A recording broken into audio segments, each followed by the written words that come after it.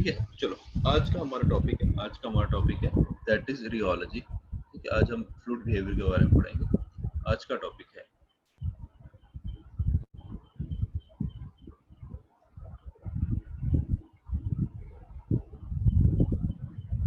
Rheology. ठीक है, आज का टॉपिक है rheology. Rheology is basically it is a science which deals with the study of various types of fluid behaviour. ठीक है, रियोलॉजी क्या आ गया? It is the study of various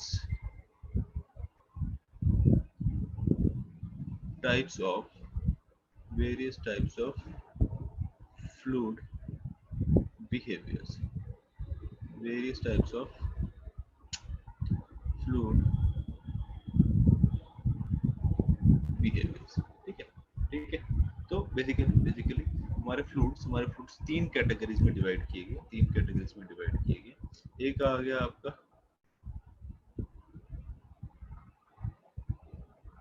ideal fluid. ठीक है, उसके बाद आ गया आपका Newtonian fluid, and third category is non Newtonian. ठीक है, तो सबसे पहले बात करते हैं आइडियल फ्लूइड की। अब आइडियल फ्लूइड कौन सा होता है? विजन आइडियल फ्लूइड कौन सा होता है, ये बता सकते हैं? जो फ्रिक्शनलेस होगा और इनकम्प्रेसिबल होगा। एग्जैक्टली, जो इनकम्प्रेसिबल है, फ्रिक्शनलेस है, जिसमें विस्कोसिटी नहीं है, सरफेस टेंशन नहीं है, मतलब जो फ्लूइड एग्जिस्ट नहीं करता दुनिया में, दैट इज बेसिकली योर, वो आपका क्या हो गया? Ideal fluid. ठीक है, जो एग्जिस्ट नहीं करता, जो पॉसिबल ही नहीं है, ऐसी कंडीशन जो सेटिस्फाई होना पॉसिबल ही नहीं है, these are your ideal fluid. ठीक है, तो पहले बात करते हैं ideal fluid is it is inviscid, जिसमें विस्कोसिटी नहीं है, which is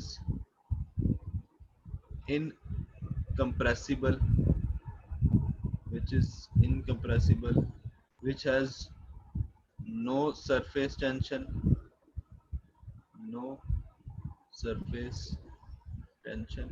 राइट।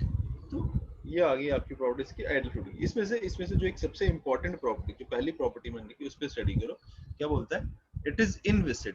इनविसिड मतलब इट हैज नो विस्कोसिटी, इसकी विस्कोसिटी नहीं है। इसका मतलब ये क्या हो गया? It will be cohesionless, right. Cohesionless है तभी विस्कोसिटी नहीं है, राइट। अगर मैं इसका ग्राफ ड्रॉ करूं,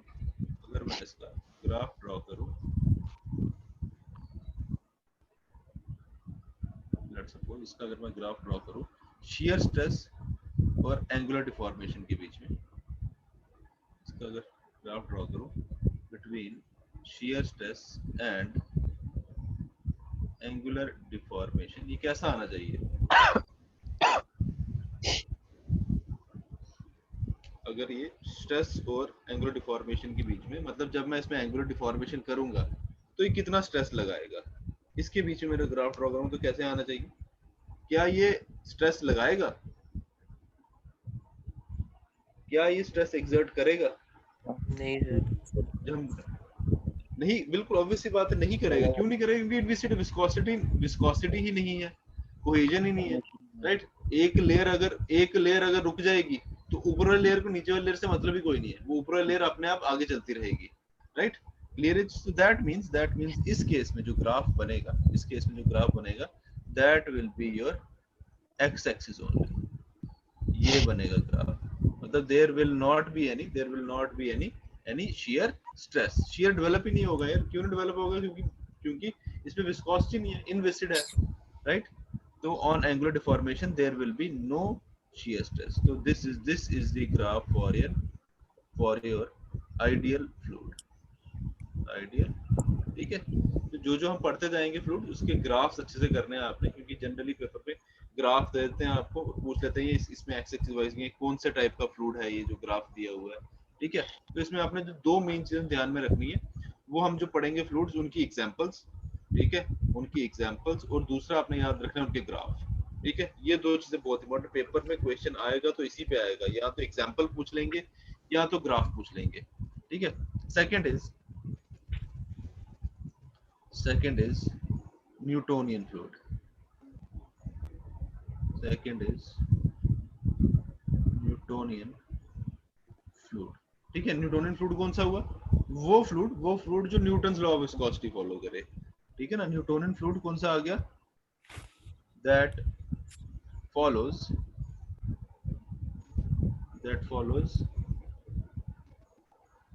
Newton's law of viscosity, Newton's law of viscosity, ठीक है। वो फ्लूइड जो Newton law of viscosity follow करे, that is a Newtonian fluid. That means tau is equal to mu d theta by dt, d theta by dt, right. अब अगर मैं इसका graph draw करूं, इस केस में ग्राफ ड्रॉ करूं,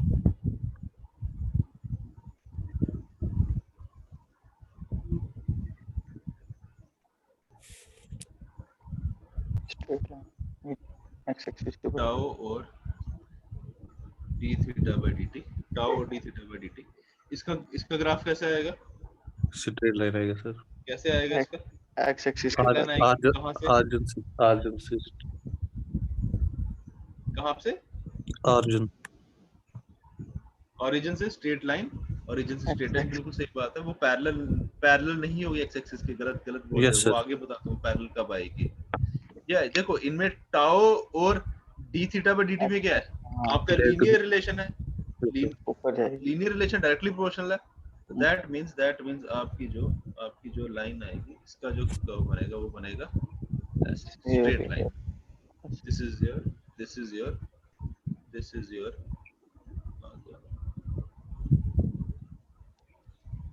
your Newtonian fluid. That is your Newtonian fluid.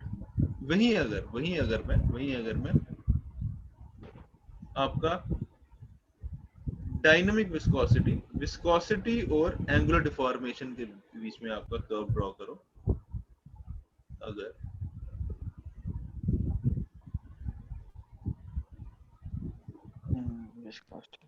Mu और D theta dt के बीच में कर्व ड्रॉ करो, ये कैसे आएगा? अब बताओ ये कैसे आएगा? ये आएगा तो पैरेलल है। Now it will B parallel, क्योंकि बेसिकली म्यू की वैल्यू तो कांस्टेंट रहेगी। Yes sir. Mu is constant for a particular fluid, non universal constant, particular fluid के लिए तो कांस्टेंट है। दैट मींस म्यू की वैल्यू कांस्टेंट रहेगी। जो भी वैल्यू होगी आपका, उसका क्या आ जाएगा? आपका पैरेलल लाइन, राइट। क्लियर है चीज? तो this is for a Newtonian, this is for a Newtonian fluid, ठीक है। नेक्स्ट आता है इसकी एग्जांपल्स, बहुत इंपॉर्टेंट एग्जांपल्स, ठीक है। पेपर में या तो ये ग्राफ आएंगे या तो एग्जांपल्स आएंगे। इसकी एग्जांपल कौन सी होंगी, बता सकता है कोई? वाटर, बिल्कुल सही बात है। वाटर, एयर और अल्कोहल और ग्लिसरॉल, ठीक है। ये तो एग्जांपल जस्ट मैंने लिखी हुई है, बता दी। और अगर आपको मिलती हैं किसी बुक में, आप ऑब्जेक्टिव क्वेश्चंस कर रहे हो, आपको उसमें मिलती है एग्जांपल, कोई स्टैंडर्ड बुक पढ़ रहे हो उसमें एग्जांपल मिलती है, तो वो सब भी लिख लेना, क्योंकि पेपर में वो कुछ भी पूछ सकते हैं। ये तो 3-4 एग्जांपल मैंने लिखी हुई, तो मैंने आपको बता दी। इसके अलावा अगर आपको और भी मिलती हैं, वो भी नोट डाउन करते हैं ना, क्योंकि पेपर में अगर क्वेश्चन आया इसके ऊपर, तो एग्जांपल या फिर ग्राफ इसके ऊपर ही आएगा, ठीक है। नेक्स्ट आता है third is your non Newtonian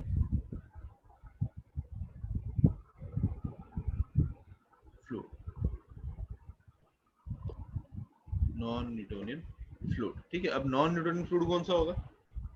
वो फ्लूइड जो Newton's law of viscosity follow नहीं करता, अकॉर्डिंगली हमारा इसका रिलेशन बनता है tau is equal to A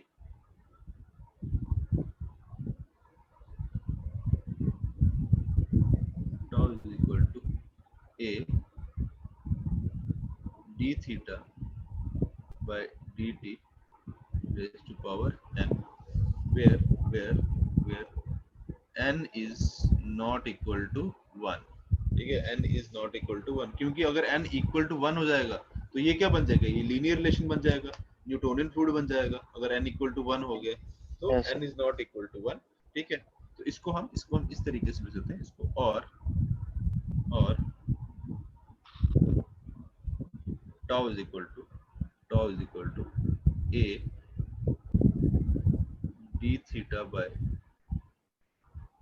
dt raised to power n minus 1 into d theta by dt।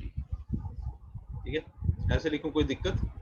Same वैसे ही बन के n minus 1 plus 1 हो जाएगा, तो वापस minus 1 plus 1 कैंसिल हो जाएगा, n रह जाएगा, Yes, n sir. रह जाएगा, राइट। तो ये a d theta by dt raised to power n minus 1, इस टर्म को हम बोलते हैं apparent viscosity, mu apparent, इसको हम बोलते हैं apparent viscosity। and this mu apparent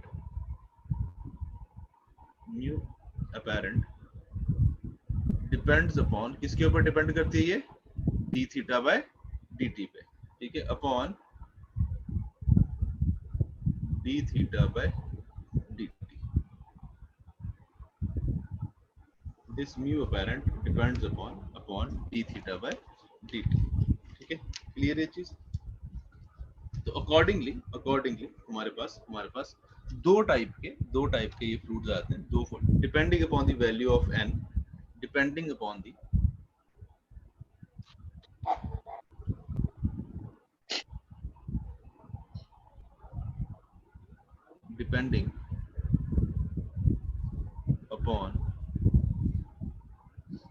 value of n, depending upon the value of n, हमारे पास दो टाइप्स आ जाती हैं इसकी। First is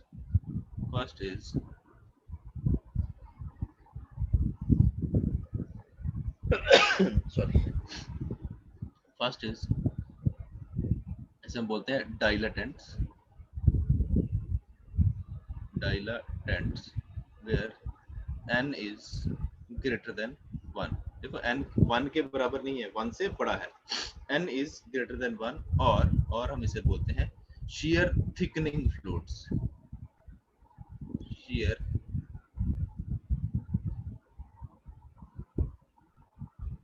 thickening fluids, shear thickening fluids।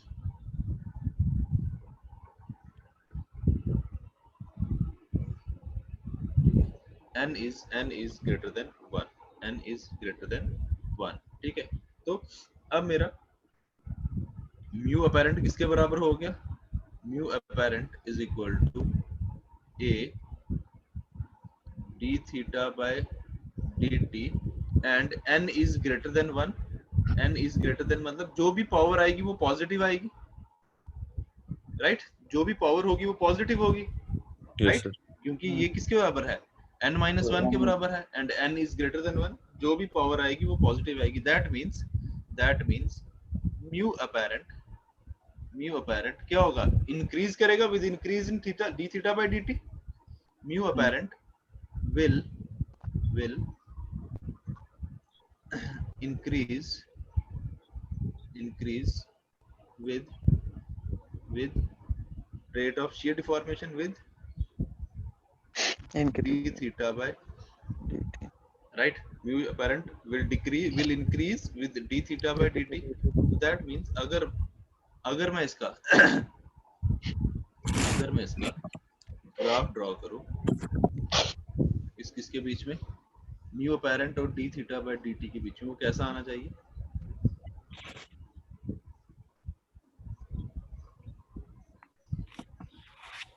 Mu apparent और d थीटा बाय dt कैसा आना चाहिए, ये कब,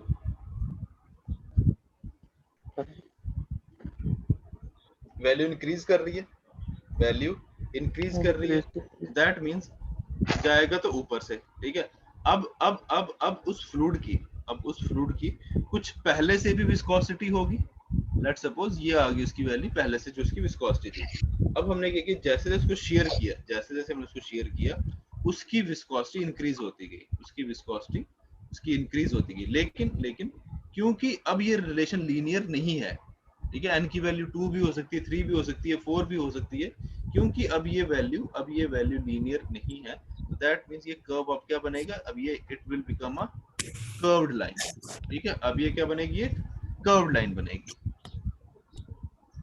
राइट, ये क्या बनेगी, कर्व्ड लाइन, क्योंकि रिलेशन लीनियर नहीं है, तो अब ये क्या बनेगी, एक कर्व्ड लाइन बनेगी, right, clear ages, Yes. because your apparent viscosity is increasing with shear, ठीक है। तो अब ड्रॉ करते हैं shear stress और रेट ऑफ एंगुलर डिफॉर्मेशन के बीच में।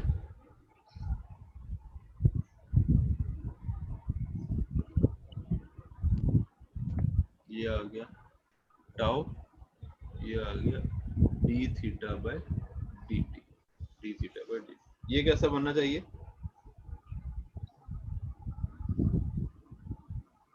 ये कैसा बनेगा, यहाँ पे आ जाओ, इसका टाउ और D theta by D T, N की वैल्यू ग्रेटर देन 1 तो ये पॉजिटिव, तो ये D theta by D T, जब ये पॉजिटिव पॉजिटिव क्या होगा, सम क्या हो जाएगा, ऐड हो जाएगा, तो ये भी क्या कुछ बन जाएगी, आपकी पावर बन जाएगी, आपकी पॉजिटिव बन जाएगी, हो सकता है 2 बने 3 बने, मतलब टाउ और D theta by D T के बीच में आपका कोई रिलेशन लीनियर नहीं बनेगा, हो सकता है पैराबोलिक बने, क्यूबिक बने, या फोर्थ पावर बने, राइट, क्लियर ये चीज, ठीक है। तो दैट मींस इसका जो कर्व बनेगा ये भी क्या बनेगा, एक curved line, but it will increase, ये ऐसे बनेगा, ठीक है, क्लियर ये चीज। ये आपकी एग्जांपल, ये आ गया आपके किसके केस में, डायलेटेंट्स या फिर शेयर थिकनिंग, डायलेटेंट्स या फिर शेयर थिकनिंग, ठीक है। अब इसके एग्जांपल देखते हैं, बताओ जरा इसके एग्जांपल कौन कौन से होंगे, कौन कौन से होंगे, पेंट सुनाना जरा, एक याद है। नहीं पेंट इसमें नहीं आएगा, वो होता यही है लेकिन वो टाइम डिपेंडेंट होता है, ठीक है। फिर सैंड होगा, शुगर होगा, कौन सा, सैंड, शुगर,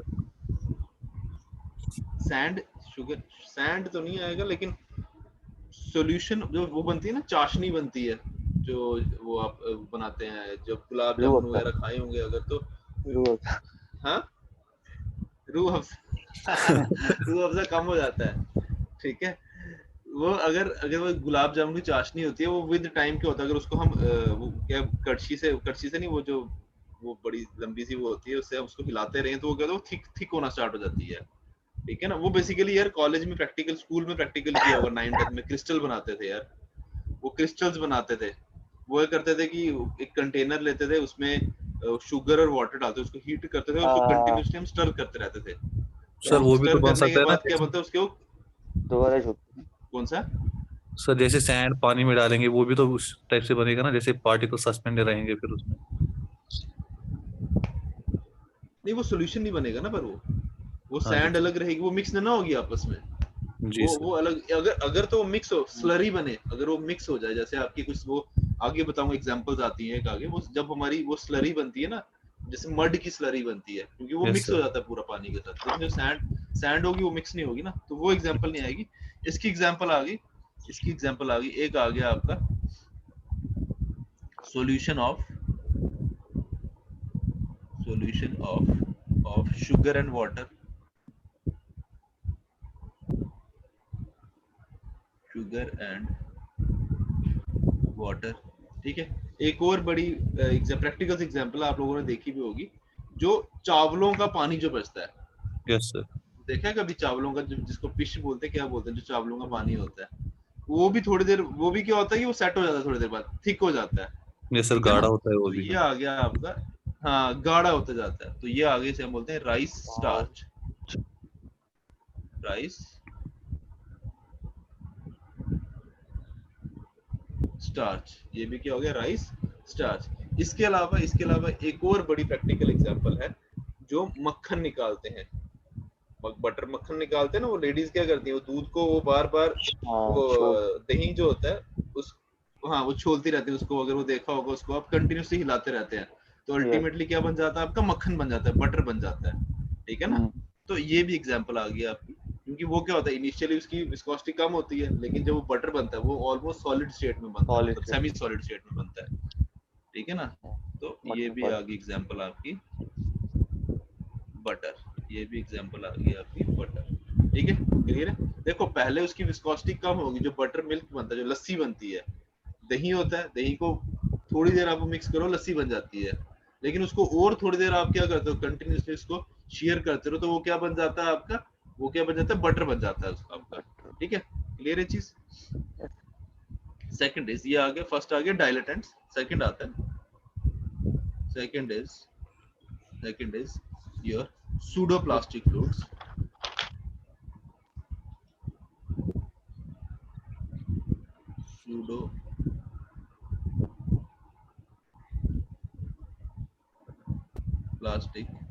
pseudoplastic fluids, और वो shear थिकनिंग था, ये shear थिनिंग फ्लूइड है, shear थिनिंग फ्लूइड, n की value is less than 1, n की वैल्यू इज लेस देन 1, ठीक है, n की वैल्यू लेस देन 1, तो दैट मींस अगर मैं एक कर्व ड्रॉ करूं, अपना रिलेशन ड्रॉ करूं, इसमें म्यू अपेरेंट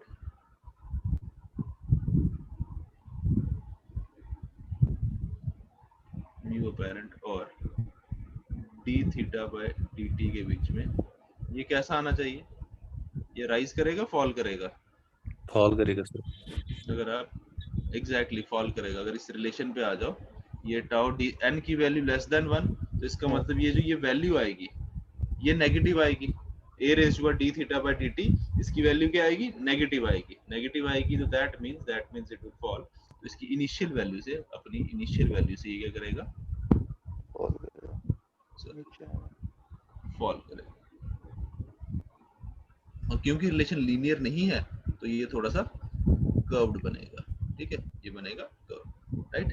तो this is for shear thinning fluid, और वहीं अगर मैं यही सेम कर्व ड्रॉ करूं, shear स्ट्रेस और d थीटा बाय dt के बीच में,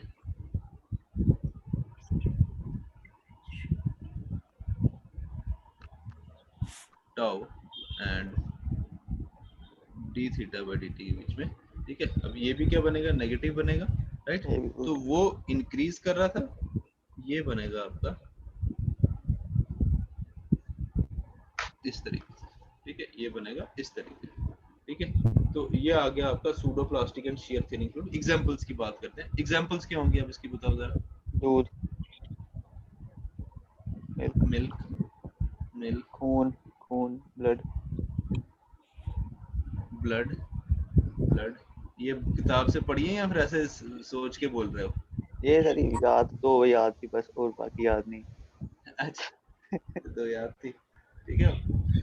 ब्लड यार आपने देखा, अगर आपने वो देखा हो, अगर हमारा बेसिकली खून, अगर हमारे बॉडी में कंटिन्यूसली ब्लड चलता रहता है, अगर हमारा ब्लड रुक जाए ना, तो वो क्या होता है, आपका मतलब क्लॉटिंग जम जाता है खून, जैसे होता है ना कहीं, हाँ क्लॉटिंग, जब देखो जब कहीं पे लगती है ब्लड, अगर बाहर निकले थोड़ी देर बाद देखो वहां पे वो खून कैसे जम गया होता है, तो वो क्लॉटिंग हो जाती है। अगर किसी का आपने अगर आपने हॉस्पिटल में किसी का डायलिसिस होते हुए देखा हो, अगर क्या करते हैं, ब्लड से मतलब बॉडी से ब्लड को डायलिसिस कब करते हैं, जब किडनीज काम करना बंद करते हैं, जब आपको ब्लड प्यूरिफाई ना करे, तो करते हैं बॉडी से पूरा ब्लड बाहर निकालते हैं। और अगर आपने देखा हो कभी उसका सेटअप देखा हो, कंटिन्यूसली ब्लड को ना बॉडी से बाहर निकाल के वो पाइप्स के थ्रू मतलब घुमाते रहते हैं, बार बार कंटिन्यूस मोशन में रखते हैं ब्लड को। वो क्यों रखते हैं, क्योंकि अगर ब्लड मोशन में ना रहे, अगर ब्लड रुक जाए तो ब्लड क्या होता है, जम जाता है, ठीक है ना, तो इसीलिए ब्लड को कंटिन्यूस वो क्या करते हैं, शेयर करते हैं, ताकि वो पतला रहे। और एक और एग्जांपल बताओ इसकी कोई। अभी हमने ऊपर मैंने आपको बताया था, दही से लस्सी बनाओ, तो अब दही की विस्कोसिटी ज्यादा होती है, जब हम उसको थोड़ी देर शेयर करते हैं, लस्सी बन जाती है, उसकी विस्कोसिटी कम हो जाती है एज कंपेयर टू कर्ड। तो एक आगे एग्जांपल बटर मिल्क, लस्सी। हाँ लस्सी लस्सी बटर मिल्क बिल्कुल ठीक है बटर मिल्क। इसके अलावा कुछ और बुक्स में एग्जांपल दी गई है। एक है आपका पेपर पल्प। ये क्या हुआ? क्या कह रहे हो? ये क्या बोल पेपर पर ये क्या चीज हुई? यार ये मेरे को खुद नहीं पता, मैंने बुक में पढ़ी थी एग्जांपल तो ये एग्जांपल लिख लो, जो तीन मेरे को समझ थी वो बता दी मैंने आपको। Milk butter milk, paper pulp और एक एग्जांपल है जेलेटिन।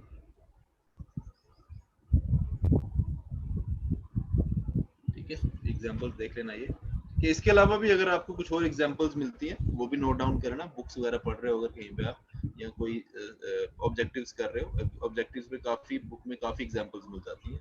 ठीक है तो वो एग्जांपल्स साथ साथ में नोट करते जाना।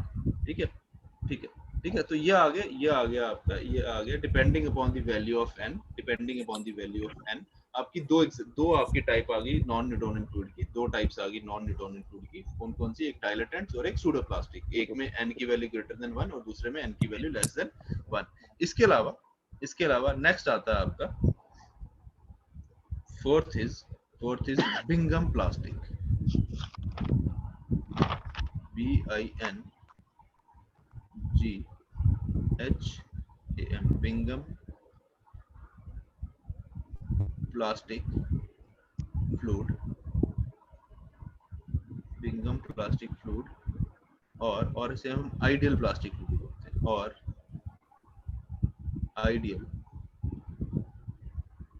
प्लास्टिक फ्लूइड में से आइडियल प्लास्टिक फ्लूइड बोलते हैं।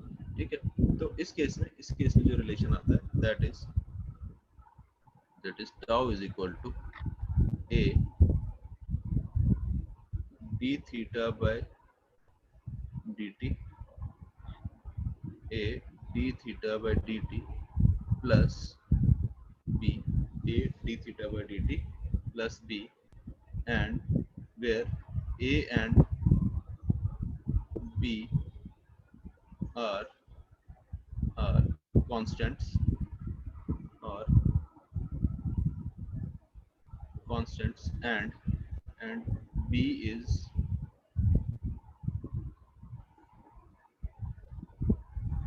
and b is not equal to 0। ठीक है and b is not equal to 0। अगर b equal to 0 हो गया तो ये क्या बन जाएगा? एक न्यूटोनियन फ्लूइड बन जाएगा, a d theta by dt, और इसको हम mu d theta by dt भी बोल सकते हैं। तो अगर b equal to 0 हो गया तो ये क्या बन जाएगा आपका? Newtonian fluid. तो इसलिए इसकी जो प्री रिक्विजिट कंडीशन है that is b should not be equal to 0। अब ये b का मतलब क्या है ये आपको भी बताता हूँ। जब हम ग्राफ बनाएंगे आपको मैं इसकी एग्जांपल इसका बताता हूँ कि b का मतलब क्या है। तो ठीक है इसका अगर कर्व ड्रॉ करें हम,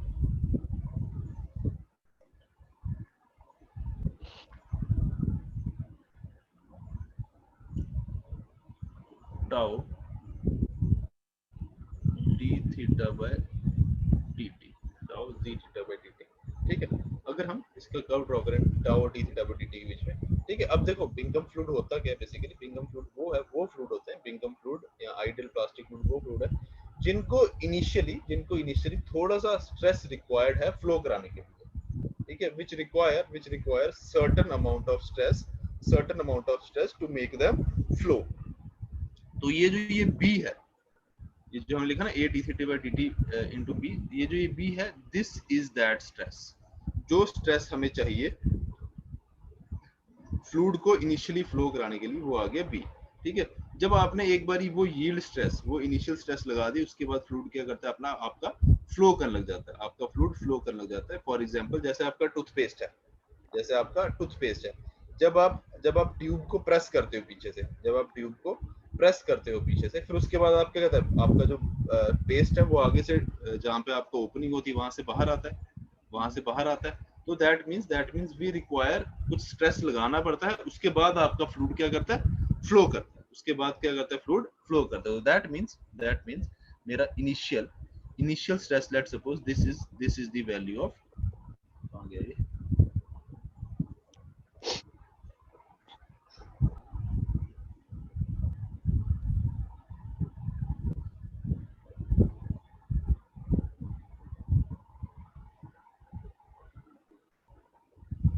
ठीक है, that means this is the initial value of stress जो मुझे required है फ्लूइड को फ्लो कराने के लिए। अगर आए, ठीक है, फिर वो that's spread it। this is ये आ गया मेरा B, ये आ गया मेरा B। इसके बाद क्या होगा, फ्लूइड आपका फ्लो करना स्टार्ट करेगा, राइट। अब रिलेशन कैसा होगा, अब रिलेशन कैसा होगा, देखो टाउ और D theta by D T, इसके बीच में रिलेशन कैसा है, लीनियर है। रिलेशन कैसा है, लीनियर है। तो दैट मींस ये भी यहाँ पे linear जो लाइन बनेगी, ये बनेगी है, ऐसे विद इन, राइट, क्लियर ये चीज, राइट। जैसे जैसे हम स्ट्रेस बढ़ाते जाएंगे आपका फ्लूइड आपका फ्लो करते जाएगा, राइट। तो ये आ गया, this is your Bingham plastic fluid, Bingham this is your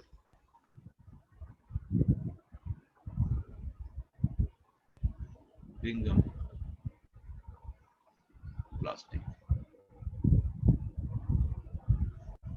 ठीक है, अब एग्जांपल्स की बात करते हैं इसकी एग्जांपल्स। एक तो मैंने आपको बता दी, toothpaste, टूथपेस्ट, राइट। और उसके अलावा जितनी भी आपकी वो ऑइंटमेंट्स होती है ना, क्रीम वगैरह आती हैं, वो सारी इसकी एग्जांपल्स आ जाएंगी, ठीक है ना। जो क्रीम वगैरह आती है या फिर वो जो सोफ्रामाइसिन, बेटनोवेट वगैरह, जो भी आपकी मेडिकल जो ट्यूब्स आती हैं, वो सब इसकी एग्जांपल में आ जाएंगे, ठीक है ना। तो आ गई ऑइंटमेंट्स,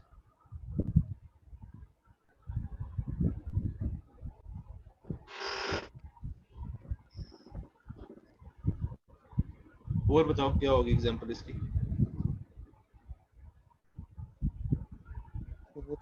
क्ले, खेलने वाली क्ले, एक आती है आपकी sewage sludge, sewage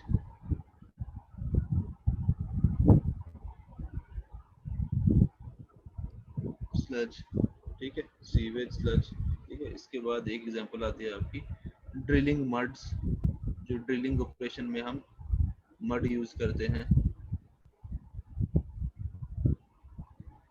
drilling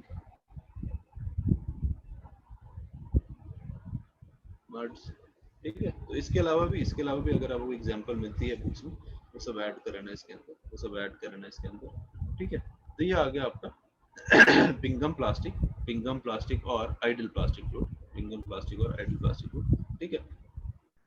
next आता है आपका fifth is thixotropic and rheopectic fluids.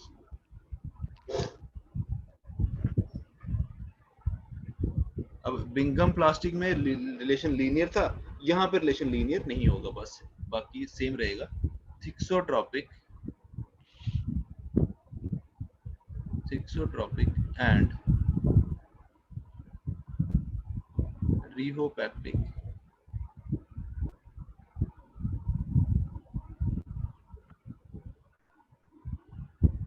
Fluid, thixotropic and rheopectic fluid.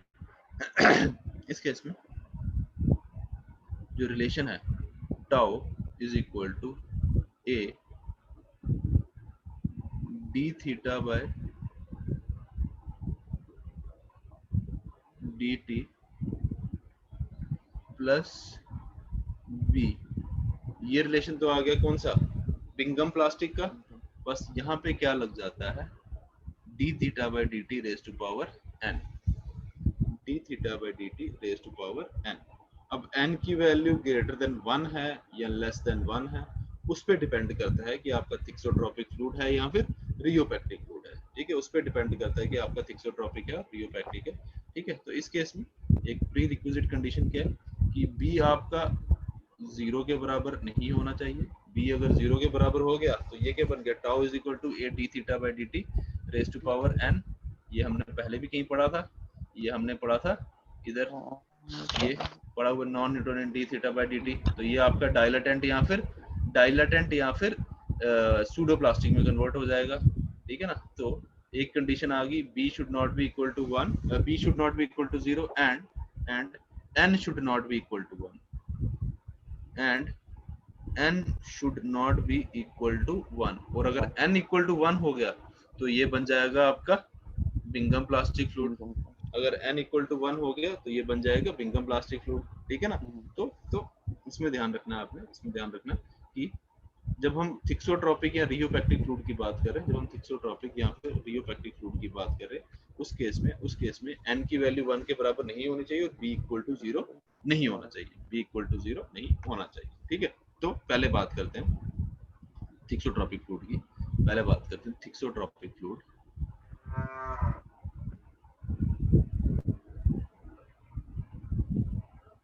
Thixotropic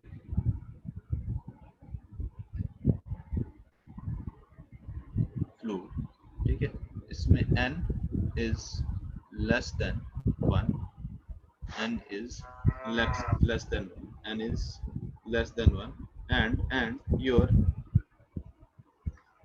n is less than 1, that means अगर n less than 1 है, n less than 1 है, तो that means ये relation क्या हो जाएगा, नेगेटिव हो जाएगा, d theta by dt raised to power something negative, right. Clear ये चीज, मतलब ये जो ये रिलेशन बनेगा d थीटा by dt जब n is less than तो -1 है, इसका मतलब क्या होगा, इसकी वैल्यू क्या होती जाएगी, टाउ की वैल्यू डिक्रीज करते जाएगी, क्योंकि रेज टू पावर नेगेटिव है, रेज टू पावर नेगेटिव है, that means this implies your viscosity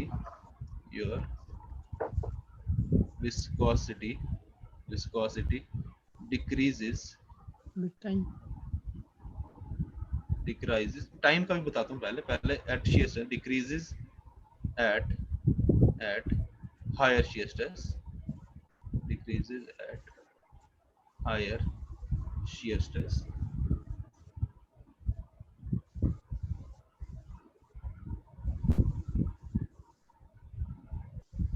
higher shear stress। और इसमें एक और बड़ी इंपॉर्टेंट जो प्रॉपर्टी है थिक्सोट्रॉपिक और रियोटैक्टिक फ्लूइड्स की, इसके ऊपर जो शेयर, इसके ऊपर जो आपकी विस्कोसिटी है, it is also dependent upon time, ठीक है ना। जो थिक्सोट्रॉपिक और रियोपैक्टिक फ्लूइड की एक जो इंपॉर्टेंट प्रॉपर्टी है, that is their viscosity is also time dependent, ठीक है ना। विस्कोसिटी, देखो विस्कोसिटी शेयर पे तो डिपेंड कर ही रही है, शेयर स्ट्रेस पे, but viscosity is also time dependent,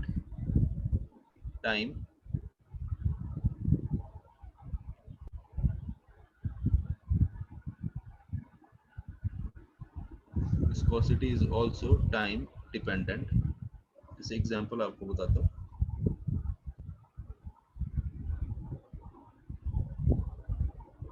time dependent in case of thixotropic fluids, your viscosity mu increases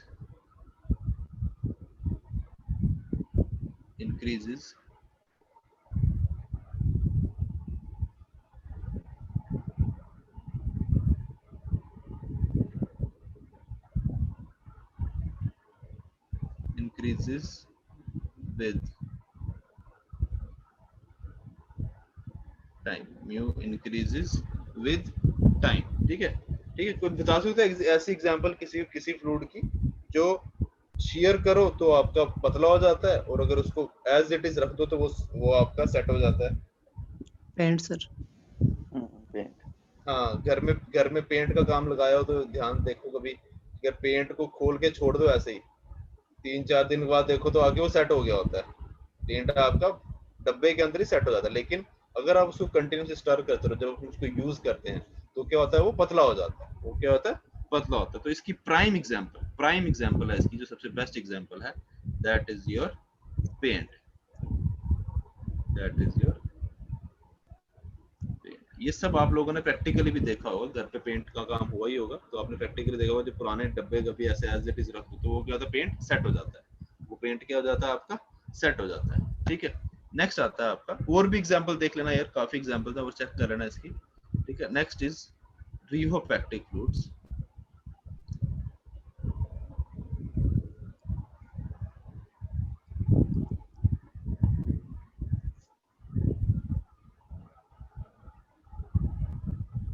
Next is here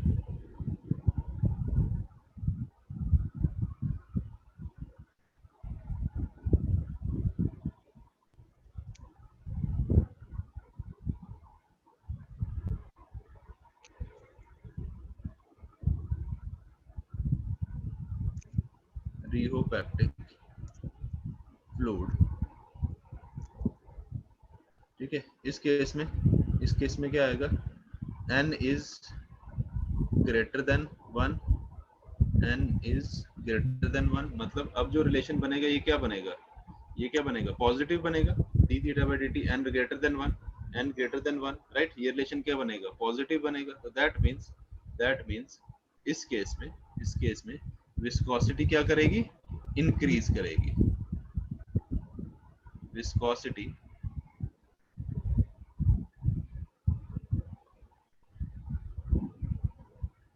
increases at higher shear stress,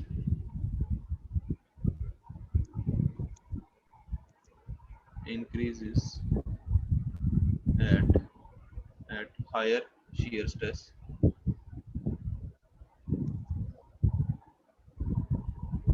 higher shear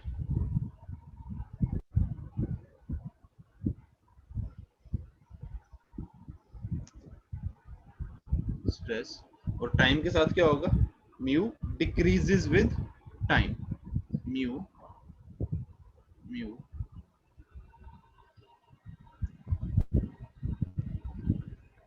decreases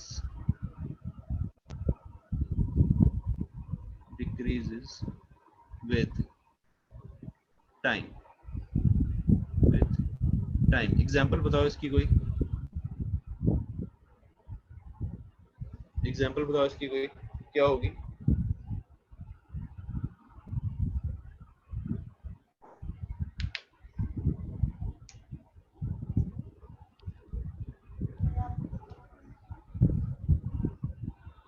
कहीं पढ़ी होगी कुछ तो, कोई तो पढ़ी होगी कहीं पे।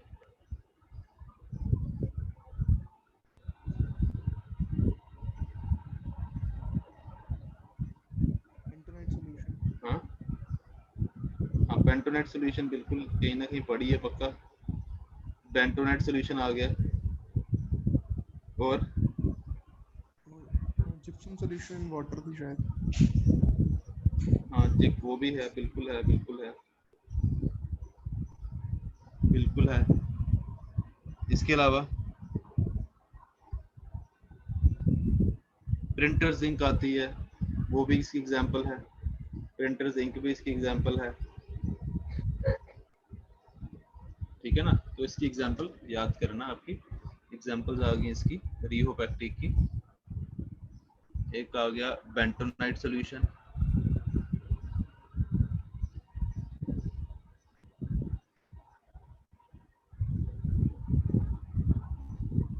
बेंटोनेट सॉल्यूशन। उसके अलावा आती है एक बड़ी एग्जांपल, आपको काफी जगह मिलेगी, वो मिलेगी प्रिंटर्स इंक,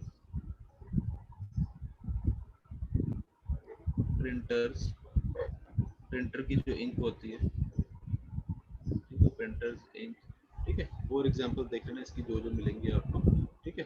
तो इसकी बात करते हैं, इसके ग्राफ की बात करते हैं, दोनों की ग्राफ की बात करते हैं।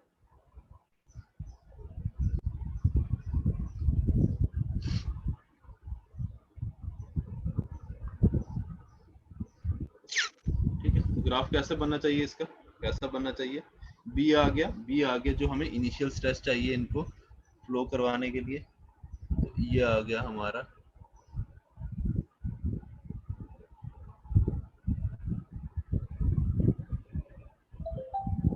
This is B,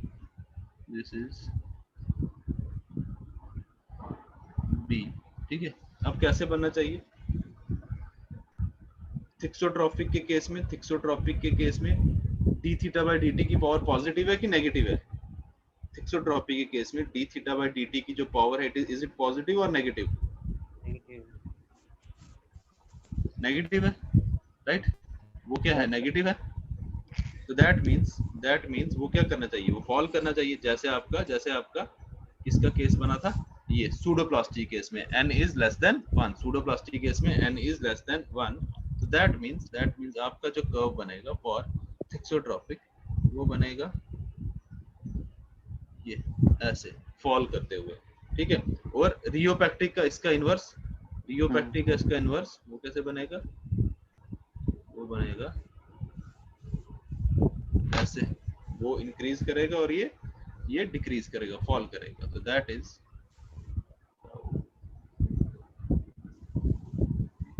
this is thixotropic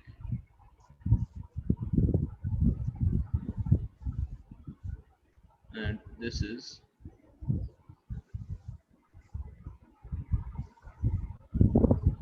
rheopactic and this is rheopactic. This is rheopactic fluid.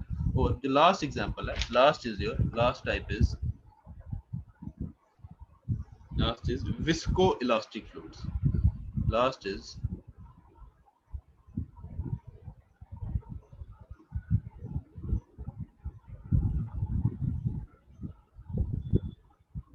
viscoelastic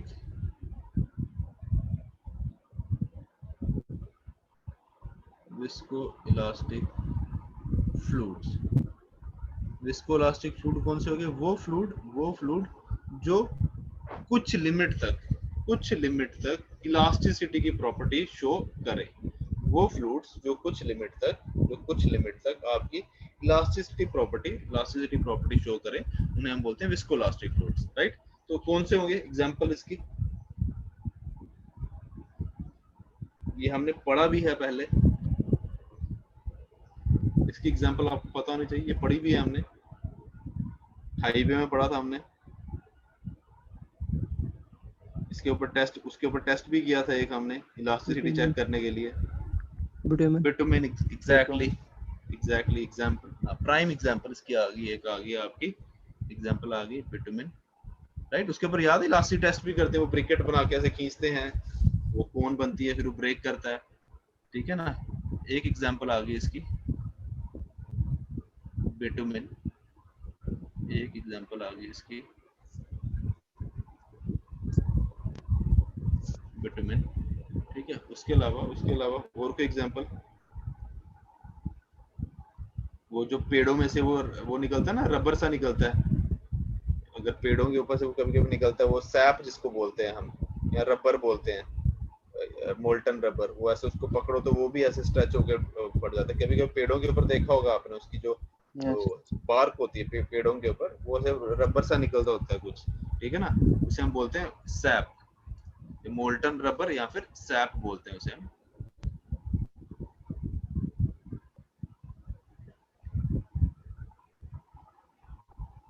molten rubber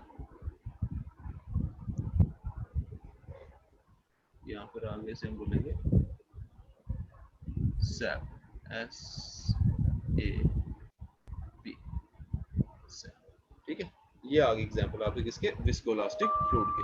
ये एग्जांपल आ गया आपके विस्कोइलास्टिक फ्लूइड के, ठीक है?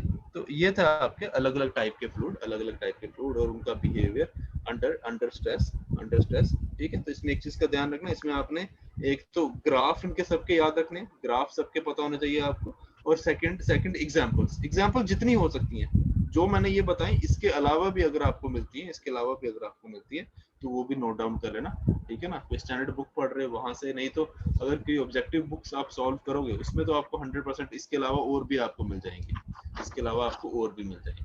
ठीक है? चलो नेक्स्ट आता है अब आपका effect of pressure on viscosity. Effect of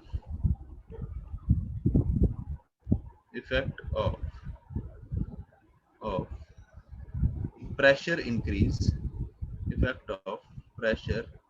increase P, और ये ऊपर की तरफ एरो मतलब increase, effect of pressure increase on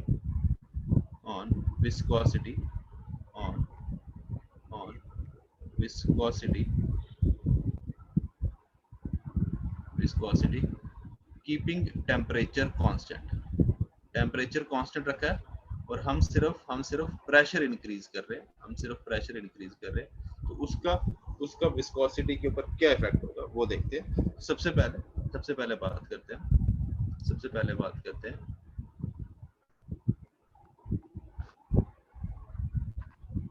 dynamic viscosity of liquid. Dynamic viscosity of liquid, right? इसके ऊपर क्या फर्क पड़ेगा? अगर हम प्रेशर इंक्रीज कर रहे हैं तो उसका डायनेमिक विस्कोसिटी ऑफ लिक्विड पे क्या फर्क पड़ेगा? डायनेमिक विस्कोसिटी बढ़ेगी या कम होगी? बढ़ेगी सर। बढ़ेगी। क्यों बढ़ेगी? क्यों बढ़ेगी?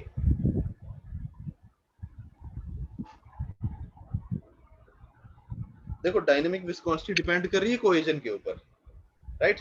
डायनेमिक विस्कोसिटी डिपेंड कर रही है कोहेजन के ऊपर। और प्रेशर कोहेजन बढ़ाएगा क्या है? सर, कोहेजन क्या है? कोहेजन क्यों बढ़ेगा यार? अगर हम प्रेशर बढ़ाएंगे, ये बताओ ना क्यों बढ़ेगा? सर उनका मॉलिक्यूल्स के बॉन्ड बीच स्ट्रांग में हो जाएगा प्यार सर। तो वो नहीं होगा ना मेरे भाई, नहीं होगा। क्यों होगा? देखो वो तो प्रॉपर्टी वो तो फ्लूइड की अपनी अपनी इंटरनल प्रॉपर्टी है। जो उनकी कोहेजन है, it is an internal property. आप उसको दबाओ या मतलब उसको खींचो, वो प्रॉपर्टी तो वही रहेगी ना। वो फ्लूइड्स के बीच में अनलेस एंड अनटिल आप उसको हीट ना कर रहे हो, अगर आप उसको एक्सटर्नल एनर्जी ना प्रोवाइड कर रहे हो, उसको आप कंप्रेस करोगे या उसको आप एक्सपैंड करने की कोशिश करोगे विदाउट हीटिंग, वो प्रॉपर्टी तो that is an internal property, वो वैसी ही रहेगी, प्यार उतना ही रहेगा। अब ज्यादा पास ले आओगे इसका मतलब ये नहीं है कि उसके पीछे प्यार बढ़ जाएगा, वो प्यार उतना ही रहेगा। दैट मींस आपकी cohesion with increase in pressure cohesion आपकी चेंज नहीं होगी। कोहेजन आपकी चेंज नहीं होगी अनलेस एंड अनटिल आप कोई एक्सटर्नल एनर्जी प्रोवाइड कर रहे हो। बट हम तो हीट कर नहीं रहे, टेम्परेचर कांस्टेंट रखा है। That means on increasing the pressure and keeping the temperature constant, your dynamic viscosity of liquid does not change. कोई चेंज नहीं आएगा इसमें कोई चेंज नहीं आएगा, क्योंकि जो कोहेजन है it is an internal property, उसको प्रेशर से कोई फर्क नहीं पड़ता। It does not change, it does not change. ठीक है, एक मिनट होल्ड कर लिया।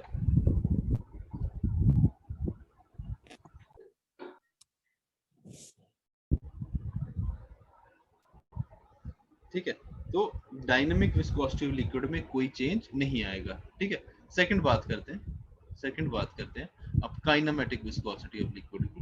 काइनेमेटिक विस्कोसिटी ऑफ लिक्विड, तो इसमें क्या बताओ, क्या चेंज आएगा काइनेमेटिक विस्कोसिटी ऑफ लिक्विड में?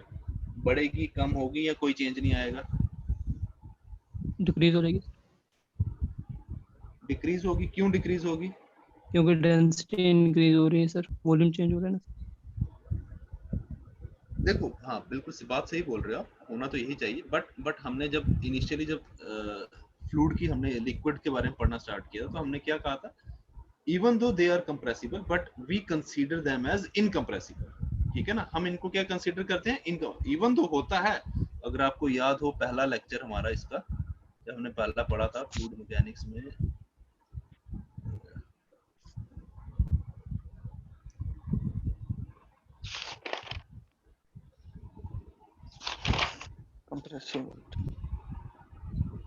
कंप्रेसिबिलिटी नहीं, इसमें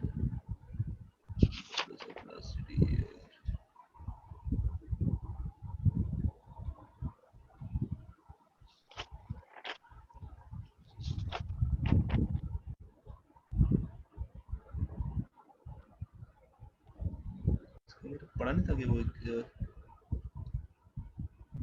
क्या सर? लिक्विड्स को हम क्या कंसीडर करते हैं? इनकंप्रेसिबल कंसीडर करते हैं। ठीक है ना, चलो ये यहाँ पे शायद याद पता नहीं कहाँ पे है।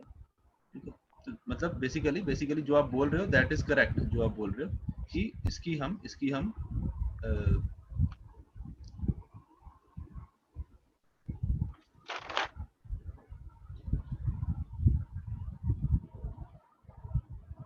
जो आप बोल रहे हो बेसिकली इसकी जो विस्कोसिटी है, काइनेमेटिक विस्कोसिटी, वो कम होनी चाहिए। बट द थिंग इज हमारी काइनेमेटिक विस्कोसिटी किसके बराबर होगी? Mu is equal to mu upon mu by rho. Right. तो जब हम इसको कंप्रेस करेंगे, जब हम प्रेशर बढ़ाएंगे, तो बेसिकली लिक्विड क्या होना चाहिए आपका? इसकी डेंसिटी कम होनी चाहिए, सॉरी डेंसिटी इसकी बढ़नी चाहिए, क्योंकि ये क्या होगा? इसकी वॉल्यूम रिड्यूस होगी, वॉल्यूम क्या होगी? कम होगी। बट जब हम इसका बेसिकली जब हम स्टडी करते हैं फ्लूइड्स को, हम ये स्टडी कंसीडर करते हैं that liquids are incompressible, incompressible. हमारा जो ये पूरा एनालिसिस होता है, it is based on that liquids are considered to be incompressible. Liquids are considered to be incompressible. क्यों? बेसिकली अगर इसका बेसिकली अगर हम इसमें प्रेशर इंक्रीज करें, इसका एक एक्सपेरिमेंट किया गया बेसिकली, इसमें देखा गया कि अगर हमें लिक्विड को कंप्रेस करना है, वॉल्यूम चेंज लानी है, तो अगर आप 100 atm प्रेशर बढ़ाओगे, if you increase pressure by 100 atm, तब जाके इसकी वॉल्यूम में कोई 0.5% चेंज आती है। समझ रहे हो? 100 atm प्रेशर बढ़ाने पे जाके आपकी 0.5% चेंज आती है फ्लूइड की वॉल्यूम में। ठीक है, तो दैट मींस 0.5% वॉल्यूम चेंज, मतलब सिर्फ 0.5% चेंज लाने के लिए हमें 100 atm प्रेशर बढ़ाना पड़ रहा है। ठीक है ना? तो बेसिकली कंप्रेस तो हो रहा है, लेकिन बहुत ज्यादा प्रेशर इंक्रीज करने पे, तो that means even though liquids are compressible, but we consider them for analysis we consider them to be incompressible, so that means अगर हम उनको incompressible consider कर रहे हैं, so that means your rho is not changing, mu already change नहीं हो रहा, तो that means mu में भी कोई change नहीं आएगा, तो there is no change, ठीक है? क्लियर है चीज? नेक्स्ट बात करते हैं डायनामिक विस्कोसिटी ऑफ गैस के बारे में। Dynamic viscosity of gas, right? अब ये इसमें क्या होगा बताओ? डायनामिक विस्कोसिटी में ये डिपेंड कर रही है रूट मीन स्क्वायर वेलोसिटी पे 3RT/m के ऊपर, इसके ऊपर डिपेंड कर रही है। इसमें कहीं पे आपको प्रेशर की टर्म दिख रही है 3RT/m में? There is no term of pressure, सिर्फ क्या है आपका टेम्परेचर, बट टेम्परेचर को तो हमने कांस्टेंट रखा है। देखो dynamic viscosity of gas depend कर रही है रूट मीन स्क्वायर वेलोसिटी पे, CRMS के ऊपर, और CRMS किसके बराबर है? Square root of 3RT/m। Pressure तो कहीं पे है नहीं है, हाँ टेम्परेचर है, टेम्परेचर को चेंज करोगे तो आपकी CRMS जो रूट मीन स्क्वायर वेलोसिटी है वो बढ़ेगी या कम होगी, लेकिन प्रेशर का तो कोई रिलेशन ही नहीं है आपका रूट मीन स्क्वायर वेलोसिटी के साथ। तो that means with increase in pressure your dynamic viscosity of gas does not change. इधर भी आ गया आपका नो चेंज, इधर भी आ गया no change. And your last is kinematic viscosity of gas. अब ये बताओ क्या ये बढ़ेगी या कम होगी? काइनेमेटिक विस्कोसिटी ऑफ गैस कम होगी सर। कम हो जाए, ये कम हो जाएगी, बिल्कुल सही, ये बिल्कुल कम हो जाएगी, राइट? क्यों? ये किसके बराबर है? म्यू अपॉन रो के बराबर। अब हमें ये तो पता है कि यार गैसेस आर हाईली कंप्रेसिबल, मतलब जब हम प्रेशर लगाएंगे इसकी वॉल्यूम क्या होगी? डिक्रीज कर जाएगी। जब वॉल्यूम डिक्रीज करी तो that means your density will increase, density बढ़ गई, मतलब डिनोमिनेटर बढ़ गया तो दैट मींस फ्रैक्शन की वैल्यू क्या होगी? कम होगी, फ्रैक्शन की वैल्यू कम होगी। तो that means your kinematic viscosity of gas decreases, it decreases. ठीक है, क्लियर है चीज?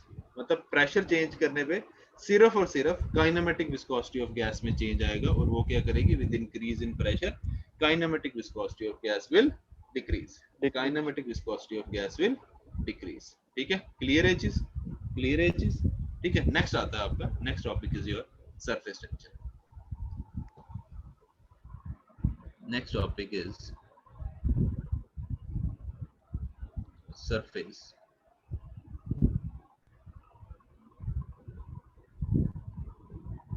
Surface tension.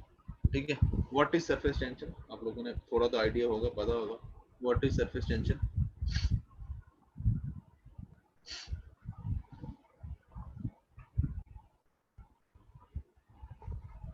पढ़ा होगा सरफेस टेंशन के बारे में थोड़ा बहुत?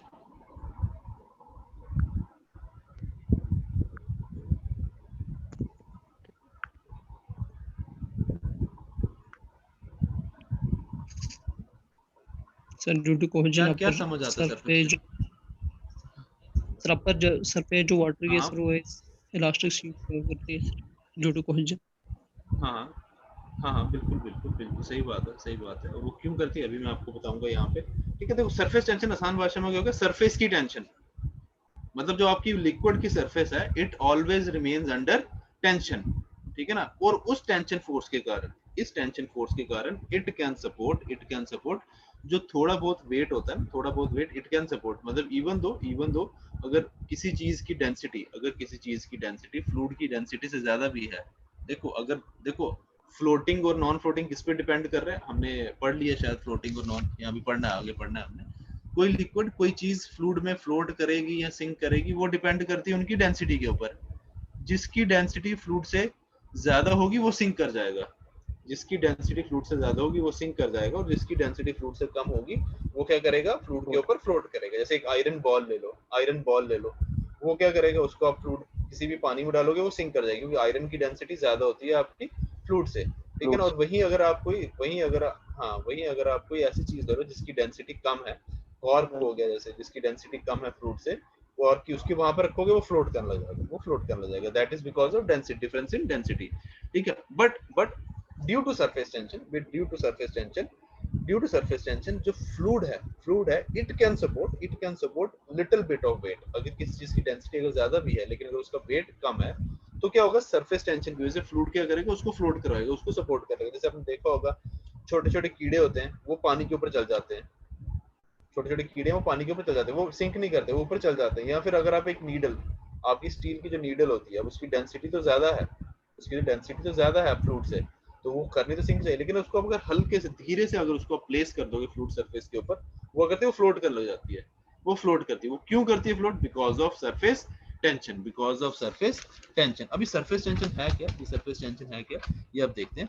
देखो बेसिकली अब इसके पीछे भी जो बेसिक रीजन है दैट इज कोहेजन। जैसे for example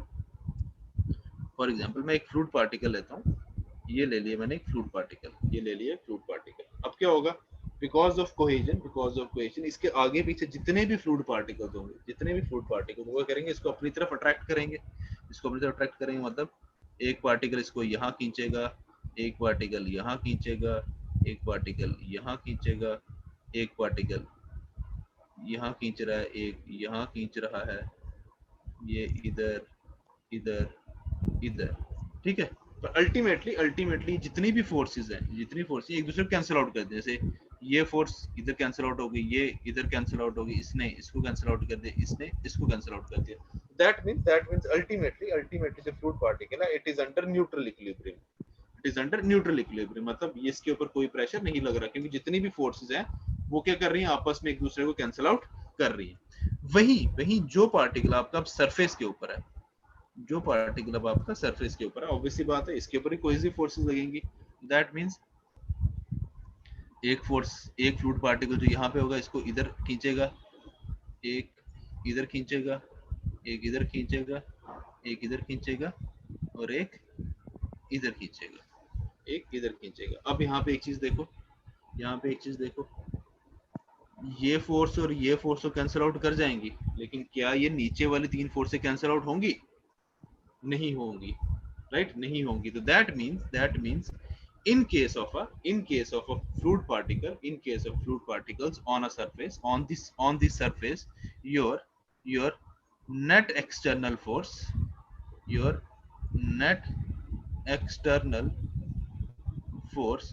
is not equal to 0।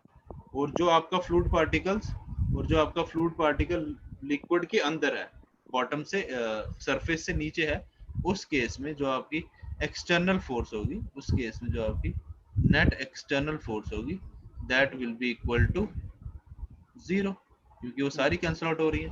तो ये जो net external force not equal to 0 है, ये क्या देती है आपको? ये आपको देती है बेसिकली क्या? Surface tension. इसकी वजह से क्या हो रही है आपकी सरफेस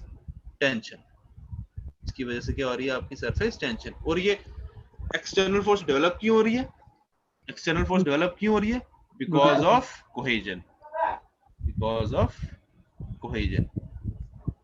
इस एक्सटर्नल फोर्स के पीछे जो बेसिक रीजन है दैट इज कोहेजन। और जब ये एक्सटर्नल फोर्स जीरो नहीं हो रही, जब ये एक्सटर्नल फोर्स जीरो नहीं हो रही, अब क्या होगा, जो नीचे जितनी भी फोर्स लग रही है नीचे, वो क्या कर रही है, लिक्विड सरफेस को नीचे करने की कोशिश कर रही है, लिक्विड सरफेस को नीचे करने की कोशिश कर रही है। तो दैट मींस जो ये नेट एक्सटर्नल फोर्स आपकी जीरो नहीं है, this is basically causing your surface tension, right. तो वो आपका सरफेस टेंशन के पीछे जो बेसिक रीजन है, बेसिक रीजन इज कोहेजन। अब होता क्या है सरफेस टेंशन, अब बात करते हैं होता क्या है सरफेस टेंशन में। बेसिकली क्या होता है कि जितने भी लिक्विड्स होते हैं हमारे, they have a property of minimizing its surface area. ठीक है, अपना क्या कहते हैं, सरफेस एरिया कम करने की कोशिश करते हैं, स्टेबल कंडीशन में आने की कोशिश करते हैं। तो जितने भी लिक्विड्स होते हैं, all the liquids have a property of minimizing their surface area,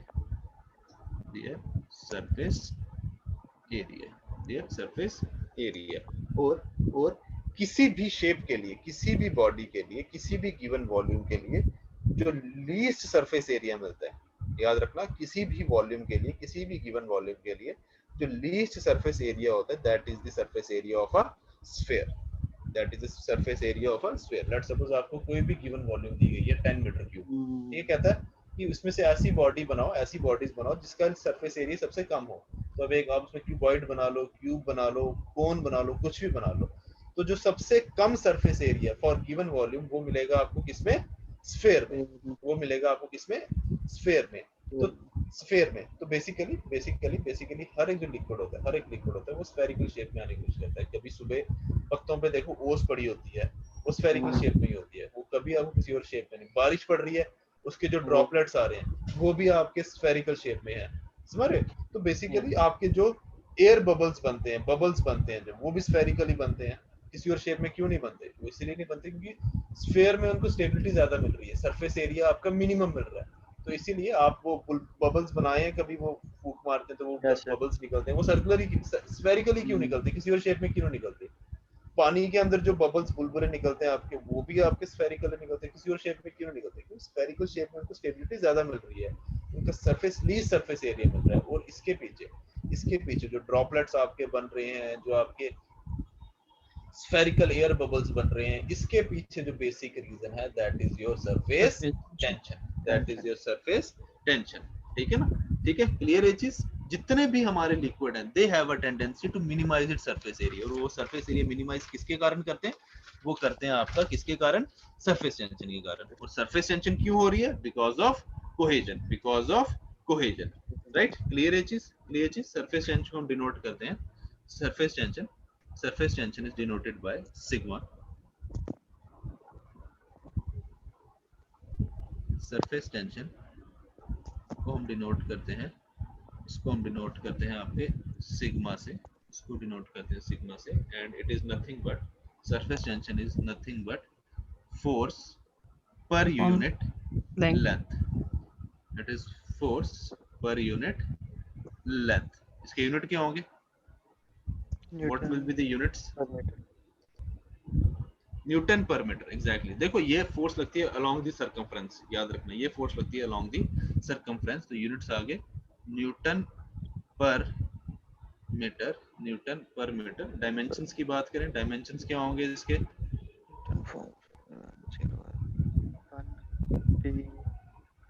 M1 L0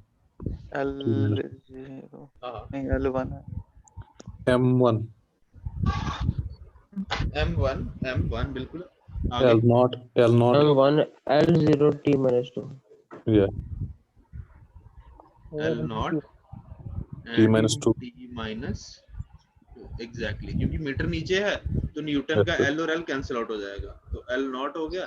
तो M1 L0 T minus 2, these are the dimensions of dimensions of your surface tension. These are dimensions of a surface tension. ठीक है, ठीक है, clear है चीज, clear है चीज, ठीक है। चलो नेक्स्ट आते हैं, जो अलग अलग फिनोमिना हो रहे हैं हमारे सरफेस टेंशन के कारण, उसकी बात करते हैं। ठीक है, पहले बात करते हैं ड्रॉप फॉर्मेशन की, जो आपका वाटर ड्रॉप बनता है।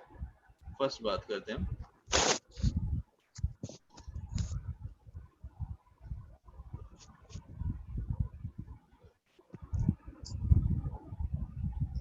ड्रॉप फॉर्मेशन की, जो आपका वाटर ड्रॉप बन रहा है। ध्यान रखना, वाटर ड्रॉप मतलब इसके अंदर क्या किया है इसने, वाटर एनक्लोज, जो पानी के अंदर आपके बनते हैं बबल्स, उसकी बात कर रहे हैं।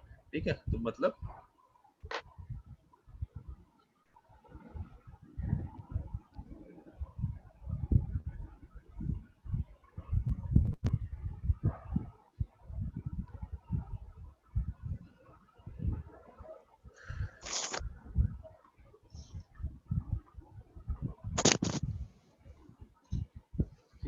let's suppose this is your water drop, this is your water drop। अंदर क्या है, अंदर पानी भरा हुआ। ठीक है, अंदर क्या है,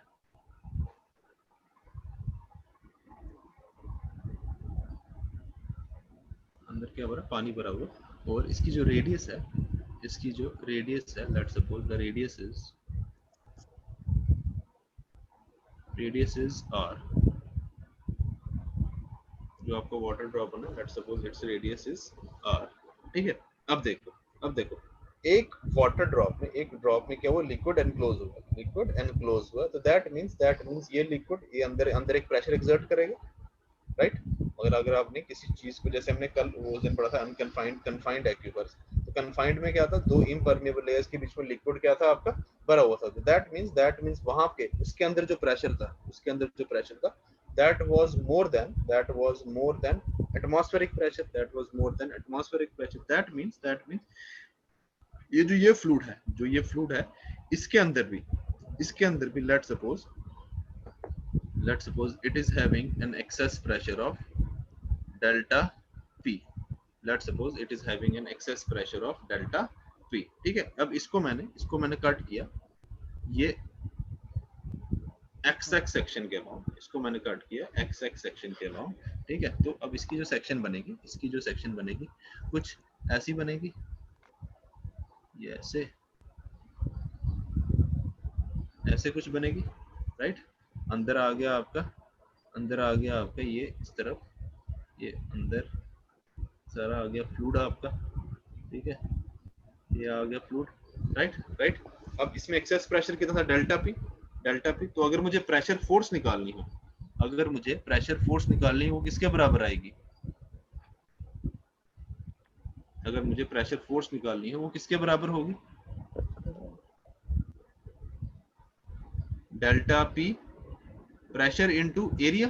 सीधी सी बात है, प्रेशर क्या, फोर्स अपॉन एरिया, तो force is equal to pressure into area. तो delta P into pi R square, यही होगा प्रेशर फोर्स, राइट। अब जब मैंने इस बबल को कट किया अलोंग दिस सेक्शन, अब मेरे पास ये सरकमफ्रेंस भी बन गई है, ये बाउंड्री बन गई है, ये वाली, राइट। ये बाउंड्री बन गई है। तो दैट मींस इस सरफेस के अलोंग मेरी सरफेस टेंशन फोर्स भी एक्ट कर रही होगी, इस सरफेस के अलोंग मेरी सरफेस टेंशन फोर्स भी एक्ट कर रही होगी, राइट। ध्यान रखना, सरफेस टेंशन फोर्स की बात कर रहा हूँ, सरफेस टेंशन की बात नहीं कर रहा, मैं बोल रहा हूँ सरफेस टेंशन फोर्स। तो अभी सरफेस टेंशन फोर्स किसके बराबर होगी, सिग्मा इंटू एल। सीधी सी बात है, सिग्मा इंटू एल, अब एल किसके बराबर होगा,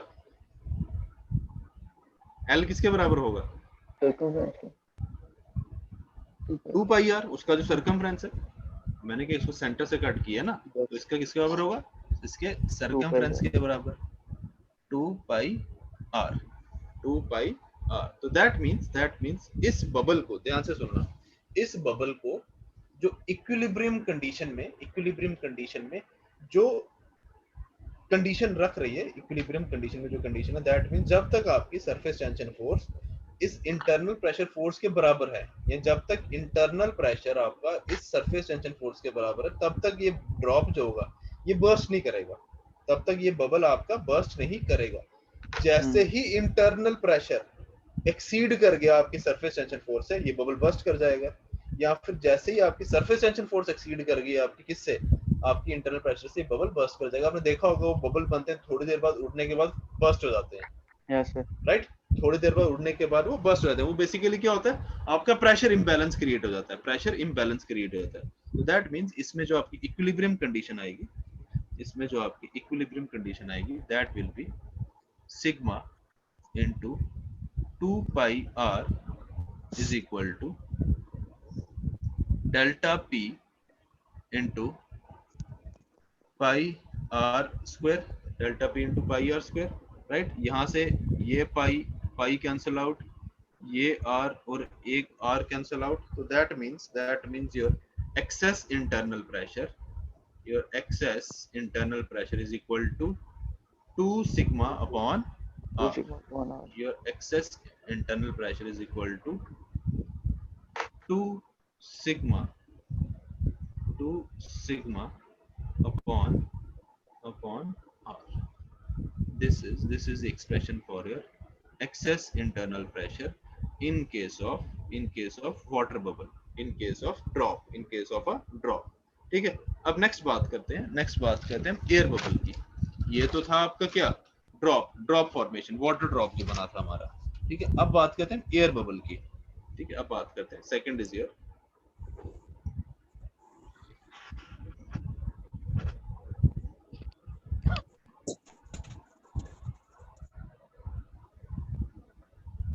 Second is your bubble formation, air bubble।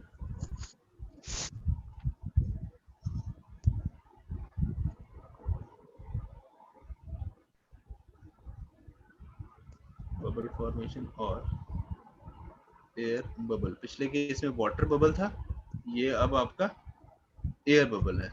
इस चीज का ध्यान रखना। This is your air bubble. ठीक है। This is your air bubble. इसको थोड़ा सा ध्यान से समझना, थोड़ा सा ये कंफ्यूजिंग है, ठीक है ना, क्योंकि अब हमारे पास लेट्स सपोज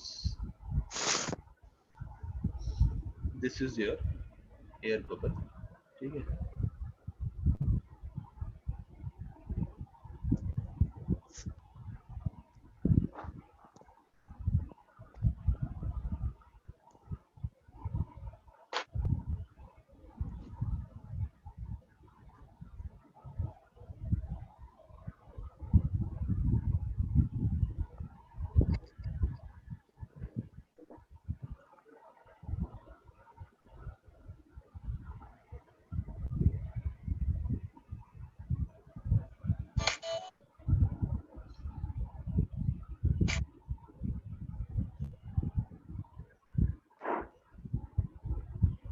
ठीक है। चलो कुछ ऐसा ही बनेगा।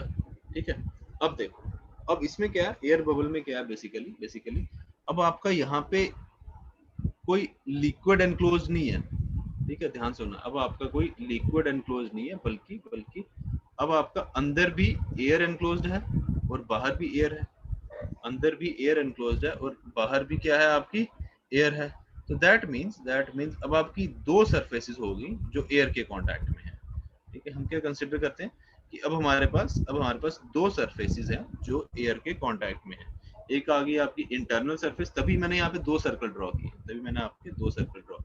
ठीक है। एक इंटरनल सरफेस आ गई, और एक आ गई आपकी एक्सटर्नल सरफेस, वो आपकी एक्सटर्नल सरफेस। ठीक है। तो लेट्स सपोज आपका जो रेडियस है,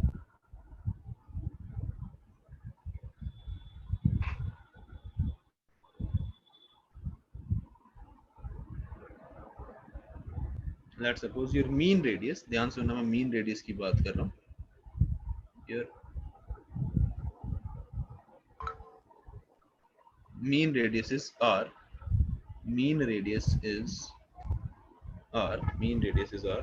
ठीक है। अब मेरे पास यहाँ पे दो सरफेसेस है, एक इंटरनल सरफेस और एक एक्सटर्नल सरफेस। ठीक है। तो अब जब मैं इसको कट करूंगा इस अलोंग द सेंटर, इस सेक्शन के एक्स सेक्शन के अलोंग, इसको जब मैं कट करूंगा तो मेरे को जो सेक्शन मिलेगी वो कुछ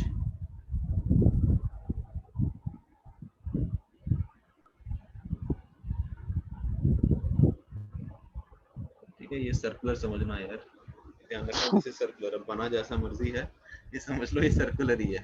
ठीक है। तो एयर के कारण अंदर एक इंटरनल एक्सेस, अब इसने क्या किया, एयर एनक्लोज करी है, इसने क्या किया है, एयर एनक्लोज करी है। तो लेट्स सपोज जो इंटरनल जो प्रेशर है that is delta P, that is delta P, right. तो दैट मींस जो इंटरनल प्रेशर फोर्स है, जो इंटरनल प्रेशर फोर्स है वो किसके बराबर होगी, delta P into pi R, pi R square, ये आ गई इंटरनल प्रेशर फोर्स। और अलोंग द सरफेस क्या लगेगी आपकी, surface tension force. Along the surface क्या लगेगी, सरफेस टेंशन फोर्स। बट अब हमारे पास यहाँ पे दो सरफेसेस हैं, ध्यान रखना, अब हमारे पास दो सरफेस है, एक एक्सटर्नल और एक इंटरनल, एक एक्सटर्नल और एक क्या है आपकी इंटरनल सरफेस। इसका मतलब अब आपको दो सरकमफ्रेंस मिलेंगे, अब आपको दो सरकमफ्रेंस मिलेंगे, समझ गए। इसका मतलब अब हमारी जो सरफेस टेंशन फोर्स होगी वो किसके बराबर होगी, सिग्मा इनटू क्या आएगा, two pi R plus 2 pi R, मतलब एक एक्सटर्नल सरकमफ्रेंस और एक इंटरनल सरकमफ्रेंस। हाँ, याद आएगा 4 पाई आर, राइट। तो दैट मींस फॉर इक्विलिब्रियम हमारी कंडीशन क्या आ जाएगी, sigma into 4 pi R should be equal to delta P into pi R square, तो ये पाई गया, ये एक आर और ये एक आर गया। तो that means your delta P excess 4 sigma by r. 4 sigma by r. Your excess internal pressure is delta P is 4 sigma by r. 4 sigma by r. This was the case of your bubble formation, your air bubble. ठीक है। And last is your jet formation. Third is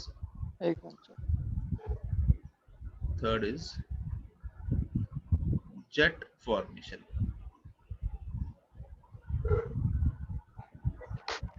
jet formation, ठीक है। Jet formation मतलब fire brigade की जो गाड़ियां आती हैं जो पानी छोड़ते हैं, या फिर आपके पाइप में से जब पानी निकलता है, जब इनिशियली जब पाइप से पानी निकलता है तो किस शेप में निकलता है, कभी देखा हो अगर आपने, इनिशियली जो आपकी पानी पाइप जो पानी वाली पाइप होती है उससे जब पानी निकलता है वो किस शेप में निकलता है, देखा ध्यान से, हाँ बोलो, इनिशियली जब पानी निकलता है वो किस शेप में निकलता है, स्फेरिकल नहीं होता यार, ऐसे नहीं बोलो, स्फेरिकल नहीं होता।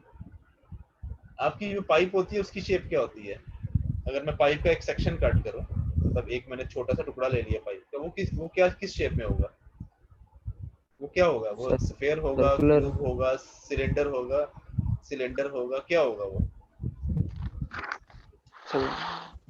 लेट्स सपोज ये एक पाइप है, पाइप का मैंने एक सेक्शन कट किया, इतना सा सेक्शन, ये कुछ ऐसा होगा, कुछ ऐसा ही होगा ये, राइट। अगर मैंने पाइप का एक सेक्शन कट किया, ये कुछ ऐसा ही होगा। ये कौन सी शेप बनी, this is a cylindrical shape, ये सिलेंड्रिकल शेप ही बनेगी ना, ये सिलेंड्रिकल। आपकी जो पाइप है बेसिकली समझ लो एक लंबा सा हॉलो सिलेंडर है, पाइप समझ लो एक आपकी लंबा सा हॉलो सिलेंडर। तो उसमें से जब इनिशियली जब पानी निकलता है, स्टार्टिंग का जो सेक्शन होता है दैट इज सिलेंड्रिकल ओनली। जो आपका जेट बनता है, जेट उसकी जो इनिशियल शेप होती है दैट इज सिलेंड्रिकल। तो जब इनिशियली जब एक पाइप में से जब पानी निकलेगा, इनिशियली जब एक पाइप से इनिशियली जो पानी निकलता है वो आपका सिलेंड्रिकल शेप में ही निकलता है, लेट्स सपोज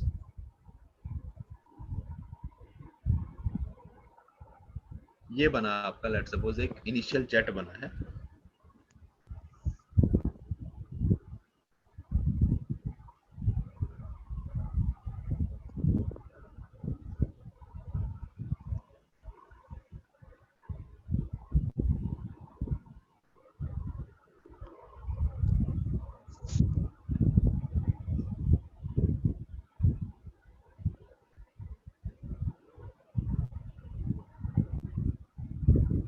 ठीक है। लेट्स सपोज ये सेंटर में ही है यार, ठीक है।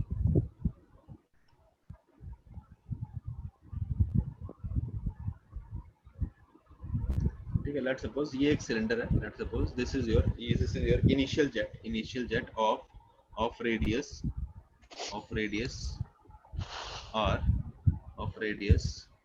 r and height l and height l, ठीक है। तो इसका जब मैं सेक्शन कट करूंगा, लेट्स सपोज इसको मैं सेंटर से सेक्शन कट कर रहा हूँ, तो वो कैसा बनेगा?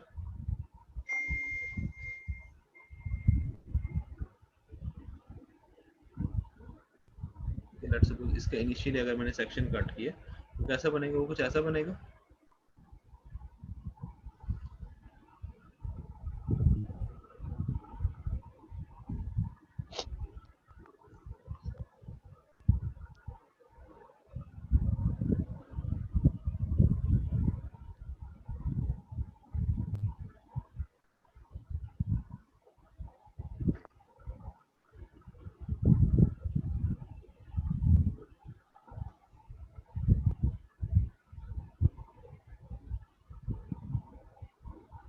ऐसा ही फेस बनेगा जब मैं इसका सेक्शन कट करूंगा, कुछ ऐसा ही फेस बनेगा, right?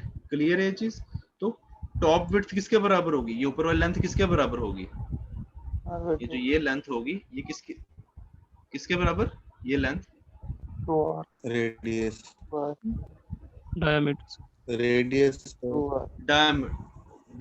Diameter 2r। Section cut किया ना मैंने, सेक्शन कट किया तो ये पूरी लेंथ आएगी यहां से लेके यहां तक, तो ये आ जाएगा आपका this will be your 2r, this will be your 2r। और ये हाइट किसके बराबर होगी? एल के बराबर, ऑब्वियस सी बात है, वो तो सेम रहेगी, जितनी है वो उतना ही रहेगा, राइट? तो दिस इज योर एल, ठीक है। चलो अब बात करते हैं जब इसके अंदर से जेट फ्लो कर रहा होगा, जब इसके अंदर से आपकी फ्लूइड फ्लो कर रहा होगा, दैट मींस इसके अंदर भी एक इंटरनल प्रेशर होगा डेल्टा पी। तो दैट मींस इस सरफेस के ऊपर, जो ये सरफेस हमने सेक्शन कट कर रही है, इसके ऊपर एक प्रेशर फोर्स एग्जिस्ट करेगी डेल्टा पी। प्रेशर फोर्स कितनी होगी? Delta P into area. Area किसके बराबर होगा? एरिया किसके बराबर होगा? 2r into l। बोलो। 2r into l, बिल्कुल सही 2r into l सामने बना हुआ है आपका 2r into l, और साथ में ही आपकी सरफेस टेंशन फोर्स भी करेगी। ये आ गई आपकी सरफेस टेंशन फोर्स। अब ये सरफेस टेंशन फोर्स किसके बराबर होगी? सिग्मा इनटू किसके बराबर होगी? 2r into l। 2l के बराबर, बिल्कुल सही 2l के बराबर, सिग्मा इनटू 2l, क्योंकि अलोंग द लेंथ लगेगी ये सरफेस टेंशन फोर्स, तो ये इस लेंथ के ऊपर और इस लेंथ के ऊपर लगेगी, तो सिग्मा इनटू 2l। तो that means for equilibrium condition sigma into 2l, sigma into 2l will be equal to delta p into 2rl, delta p into 2rl, right? ये 2l और ये 2l कट जाएगा, तो that means delta p is equal to sigma upon r, delta p is equal to sigma upon r, right? तो ध्यान रखना, आपका water bubble के केस में your excess internal pressure is equal to 2 sigma by r, your air bubble के case में excess internal pressure is equal to 4 sigma by r, और in case of jet formation, your excess internal pressure is equal to sigma upon r, ठीक है? इसके ऊपर numerical आता है, ध्यान रखना, ठीक है? चलो एक क्वेश्चन करते हैं, क्वेश्चन लिखो। The intensity of pressure question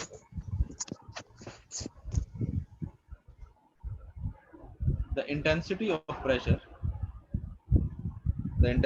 pressure developed by the intensity of pressure developed by surface tension of the intensity of pressure developed by surface tension of 0.075 Newton per meter 0.075 Newton per meter in a droplet of water of 0.075 mm in a droplet of water of 0.075 mm diameter 0.075 mm diameter is option A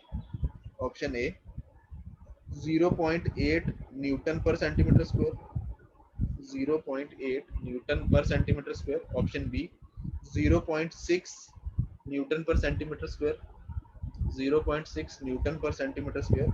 या option C 0.4 Newton per centimeter square 0.4 Newton per centimeter square. या option D 400 Newton per centimeter square. Option D 400 Newton per centimeter square. ठीक है, तो कौन सा case है ये? Water droplet वाला पहला केस आ जाएगा, ठीक है ना। निकालो जरा डेल्टा पी एफ। यूनिट्स का ध्यान रखना, वो एक न्यूटन पर मीटर में है, एक एमएम में दिया है, आंसर सेंटीमीटर में पूछा हुआ है, तो देख लो यूनिट्स में घुमाया। बाकी तो फॉर्मूला आपको पता है क्या क्या लगाना है। घुमाया किसमें? यूनिट्स के अंदर।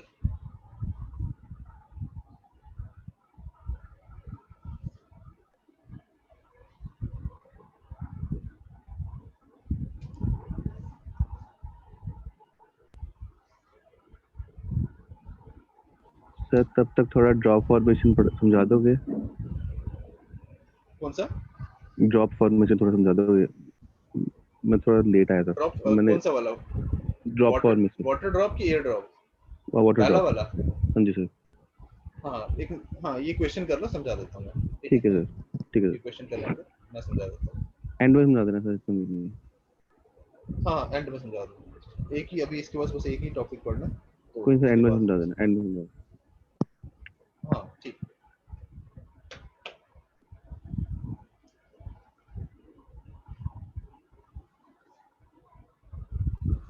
ठीक है, क्या है आंसर यार? इतना टाइम नहीं लगना चाहिए। 400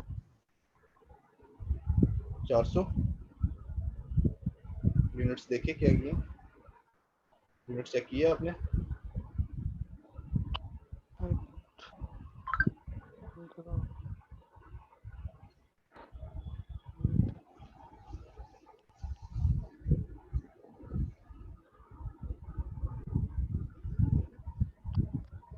delta P is equal to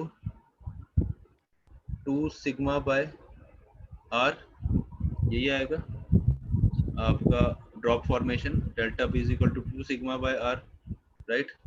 sigma भी गिवन है आपको, सिग्मा कितना है? 0.075 न्यूटन पर मीटर, ठीक है।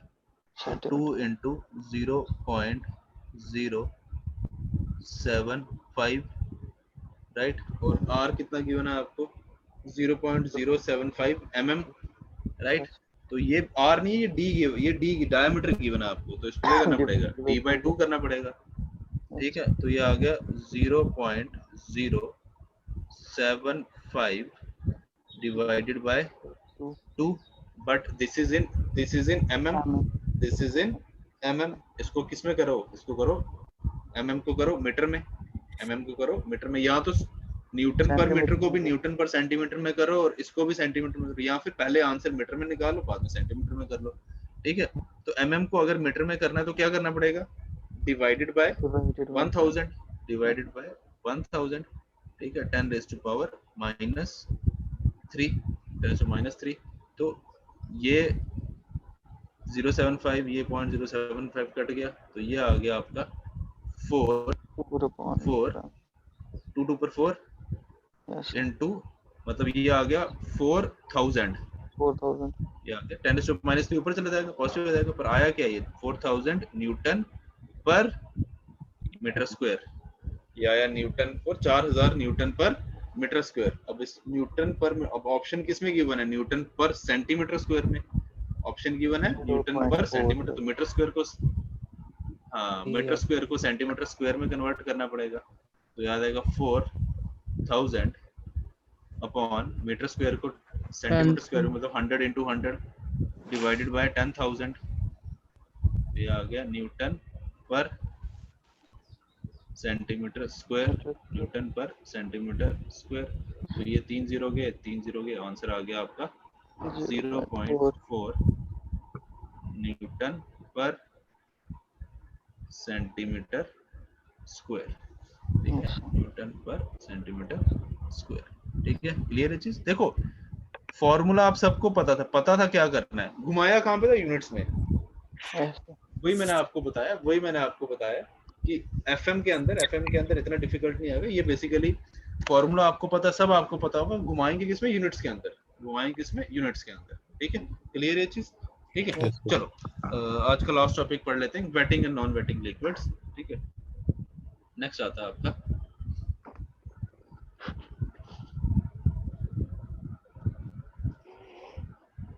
Waiting and non-wetting liquids, wetting and non-wetting liquids। ठीक है, क्लियर है चीज। ठीक है, waiting and non waiting liquids क्या होंगे, ये नाम से समझ आ रहा है। Waiting and non waiting liquids, वो लिक्विड जो गीला करे, जो गीला नहीं करे है। वेटिंग आगे वो लिक्विड जो गीला कर देते हैं, नॉन वेटिंग आगे जो वो गीला नहीं करते। ठीक है, तो देखो बेसिकली वेटिंग नॉन वेटिंग का मतलब क्या है। वेटिंग नॉन वेटिंग से एग्जांपल समझाता हूँ आपको। ठीक है, लेट्स सपोज आपने एक प्लेट ले ली, प्लेट लिया आपने, उसके ऊपर पानी फेंका, पानी क्या करेगा, पूरा फैल जाएगा उसके ऊपर। आपने जब पानी फेंका उसके अंदर, एक ग्लास लिया, पानी डाला, तो पानी क्या करेगा, पूरा फैल जाएगा, स्प्रेड हो जाएगा पूरा। ठीक है ना, वही अगर आपने पानी की जगह शहद दिया, शहद जो गाढ़ा, हाँ, अब शहद डालोगे वो क्या करेगा, वो आपका कम स्प्रेड करेगा, राइट। वो क्या करेगा, एक ही जगह पे इकट्ठा हो जाएगा। उससे भी अच्छी एग्जांपल बताता हूँ आपको। मर्क्यूरी देखा, कॉलेज में प्रैक्टिकल किया होगा, स्कूल में मर्क्यूरी, वो चोरी भी किया होगा स्कूल से, कॉलेज से। ठीक है ना, तो वो मर्क्यूरी क्या होता है, मर्क्यूरी जहां गिरता है वो वहीं पे उसके ड्रॉप्स बन जाते हैं, वो फैलता नहीं है। वो बेसिकली जहां गिरता है वहीं पे उसके ड्रॉपलेट्स बन जाते हैं। वो जितने ड्रॉप्स में गिरेगा उतने ड्रॉप्स बन जाएंगे, वो फैलेगा नहीं। तो that means this liquid, this mercury और योर जो मैंने शहद बोला, it is a non waiting liquid. मतलब वो सरफेस के ऊपर फैल नहीं रहा है, वो अपनी ही जगह क्या हो रहा है, इकट्ठा हो रहा है। ठीक है ना, तो ये हो गया आपके वेटिंग और नॉन वेटिंग लिक्विड। कहने का मतलब क्या, अब ध्यान से समझना, कहने का मतलब क्या, पानी डाला मैंने, पानी फैल गया, दैट मींस जो सरफेस थी आपकी, सरफेस और जो वाटर था, उसके बीच में एडहेजन फोर्स ज्यादा थी as compare to cohesion. Adhesion force ज्यादा थी एज कंपेयर टू कोहेजन, इसलिए वो फैल गया।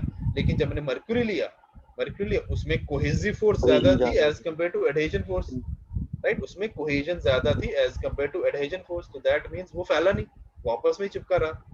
आपस में प्यार ज्यादा था, प्लेट के लिए प्यार कम था, तो वो आपस में क्या रहा, चिपका रहा। तो दैट मींस वो फ्रूट्स जिसमें एडहेजन फोर्स ज्यादा हो कोहेजन फोर्स से, वो क्या आ गया आपके वेटिंग लिक्विड्स। और वो लिक्विड्स जिसमें आपकी कोहेजन फोर्स ज्यादा हो as compare to adhesion force, वो आ गया आपके नॉन वेटिंग लिक्विड्स। ठीक है ना, तो बेसिकली वेटिंग या नॉन वेटिंग, वेटिंग और non-wetting, it is a mutual property of liquid and surface. It is the mutual property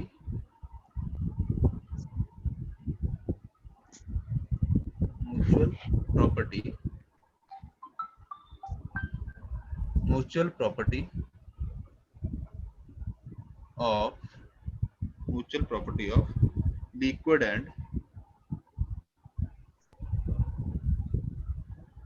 and surface. ठीक है, एक मिनट होल्ड करना।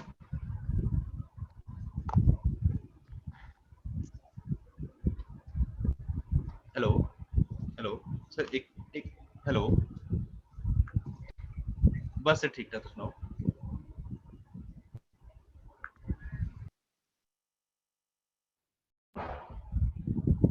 ठीक है, which depends upon your cohesion and adhesion both, दोनों पे डिपेंड कर रही है। which depends upon your cohesion and adhesion both, ठीक है। जैसे फॉर एग्जांपल ये आपकी सरफेस है, ठीक है। इसके ऊपर मैंने क्या किया, पानी डाल दिया। Let's suppose this is a glass surface ले लो, और इसके ऊपर मैंने क्या, एक वाटर डाल दिया। तो वाटर क्या करेगा, इसके ऊपर क्या करेगा, पूरा स्प्रेड कर जाएगा।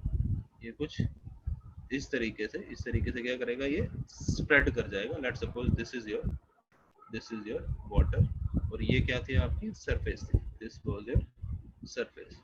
तो अब ये वाटर सरफेस है, ये वाटर की जो सरफेस है, दिस वाटर सरफेस, और जो आपकी सॉलिड सरफेस है, इसके बीच में जो एंगल बन रहा है, this theta is less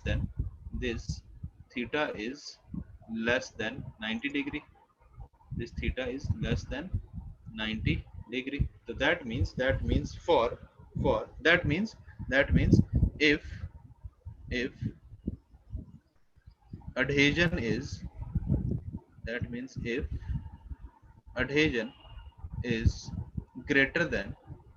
greater than cohesion, that means if adhesion is greater than cohesion, that means ये क्या बनेगा आपको, this will be a wetting liquid. This will be a wetting liquid. This will be a wetting liquid. इसकी example आ गई है आपकी liquid और glass, water और ग्लास का सरफेस। ठीक है, wetting liquid and your liquid surface makes an angle less than 90 degree with your solid surface. Theta is less than 90 degree for solid surface. और आपकी जो एग्जांपल आ गई वाटर ऑन ग्लास, ठीक है, वाटर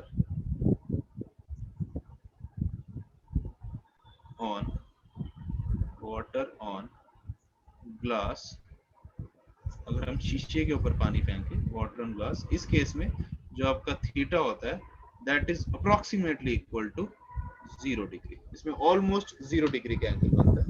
ठीक है, ऑलमोस्ट 0 डिग्री का angle बनता है आपका वाटर ऑन ग्लास के बीच में। ठीक है, सेकंड केस आता है इफ cohesion is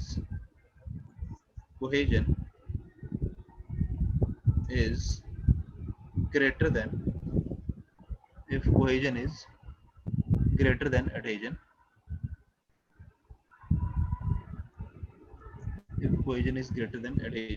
इस केस में क्या होगा, इस केस में लिक्विड आपका क्या करेगा, स्प्रेड नहीं करेगा। That means it will form your non wetting liquid.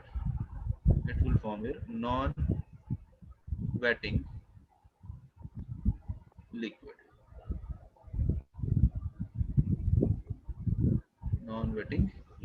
ठीक है, फॉर एग्जांपल आपका क्या आ गया, मर्करी ऑन कोई भी सरफेस के ऊपर, ग्लास सरफेस की बात करें, mercury on glass surface, let's suppose this is your glass surface, ठीक है। अब इसके ऊपर जब मरकरी फेंकोगे, आपको पता है मरकरी जहां गिरता है वो एज इट इज ड्रॉप्स बन जाते हैं उसके, वो स्प्रेड नहीं करता। तो इसका लेट्स सपोज जहां पे ये मरकरी गिरा, लेट्स सपोज ये बन गया ड्रॉप। अब इस केस में आपका जो एंगल बन रहा है, this is your mercury surface, mercury की ओर, और जो आपका ये सॉलिड सरफेस है, इसके बीच में जो एंगल बन रहा है, this angle theta, this theta is greater than your 90 degree. Theta is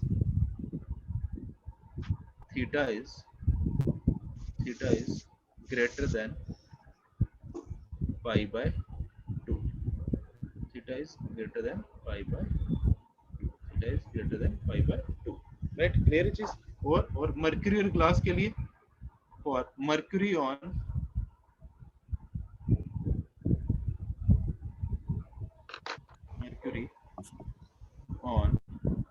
glass, इस केस के में जो थीटा होता है it lies between 130 to 140. 135 लेते हैं generally. It lies between 130 degree to 140 degree. ठीक है, it lies between 130 degree to 140 degree. ठीक है, क्लियर ये चीज सबको? Waiting, non waiting liquids, adhesion, cohesion. ठीक है, चलो आज इतना रखते हैं. कल स्टार्ट करेंगे इसके आगे, कैपिलरी स्टार्ट करेंगे इसके आगे, कैपिलरी एक्शन, कैपिलैरिटी स्टार्ट करेंगे. वो भी इसी के ऊपर, कोहेजन एडहेजन के ऊपर डिपेंड करता है. ठीक है, तो ये आगे स्टार्ट करेंगे. ठीक है, तो फिलहाल आज का लेक्चर यहीं खत्म करते हैं. ठीक है, क्लियर है जी सबको? कोई डाउट किसी को आज के लेक्चर में?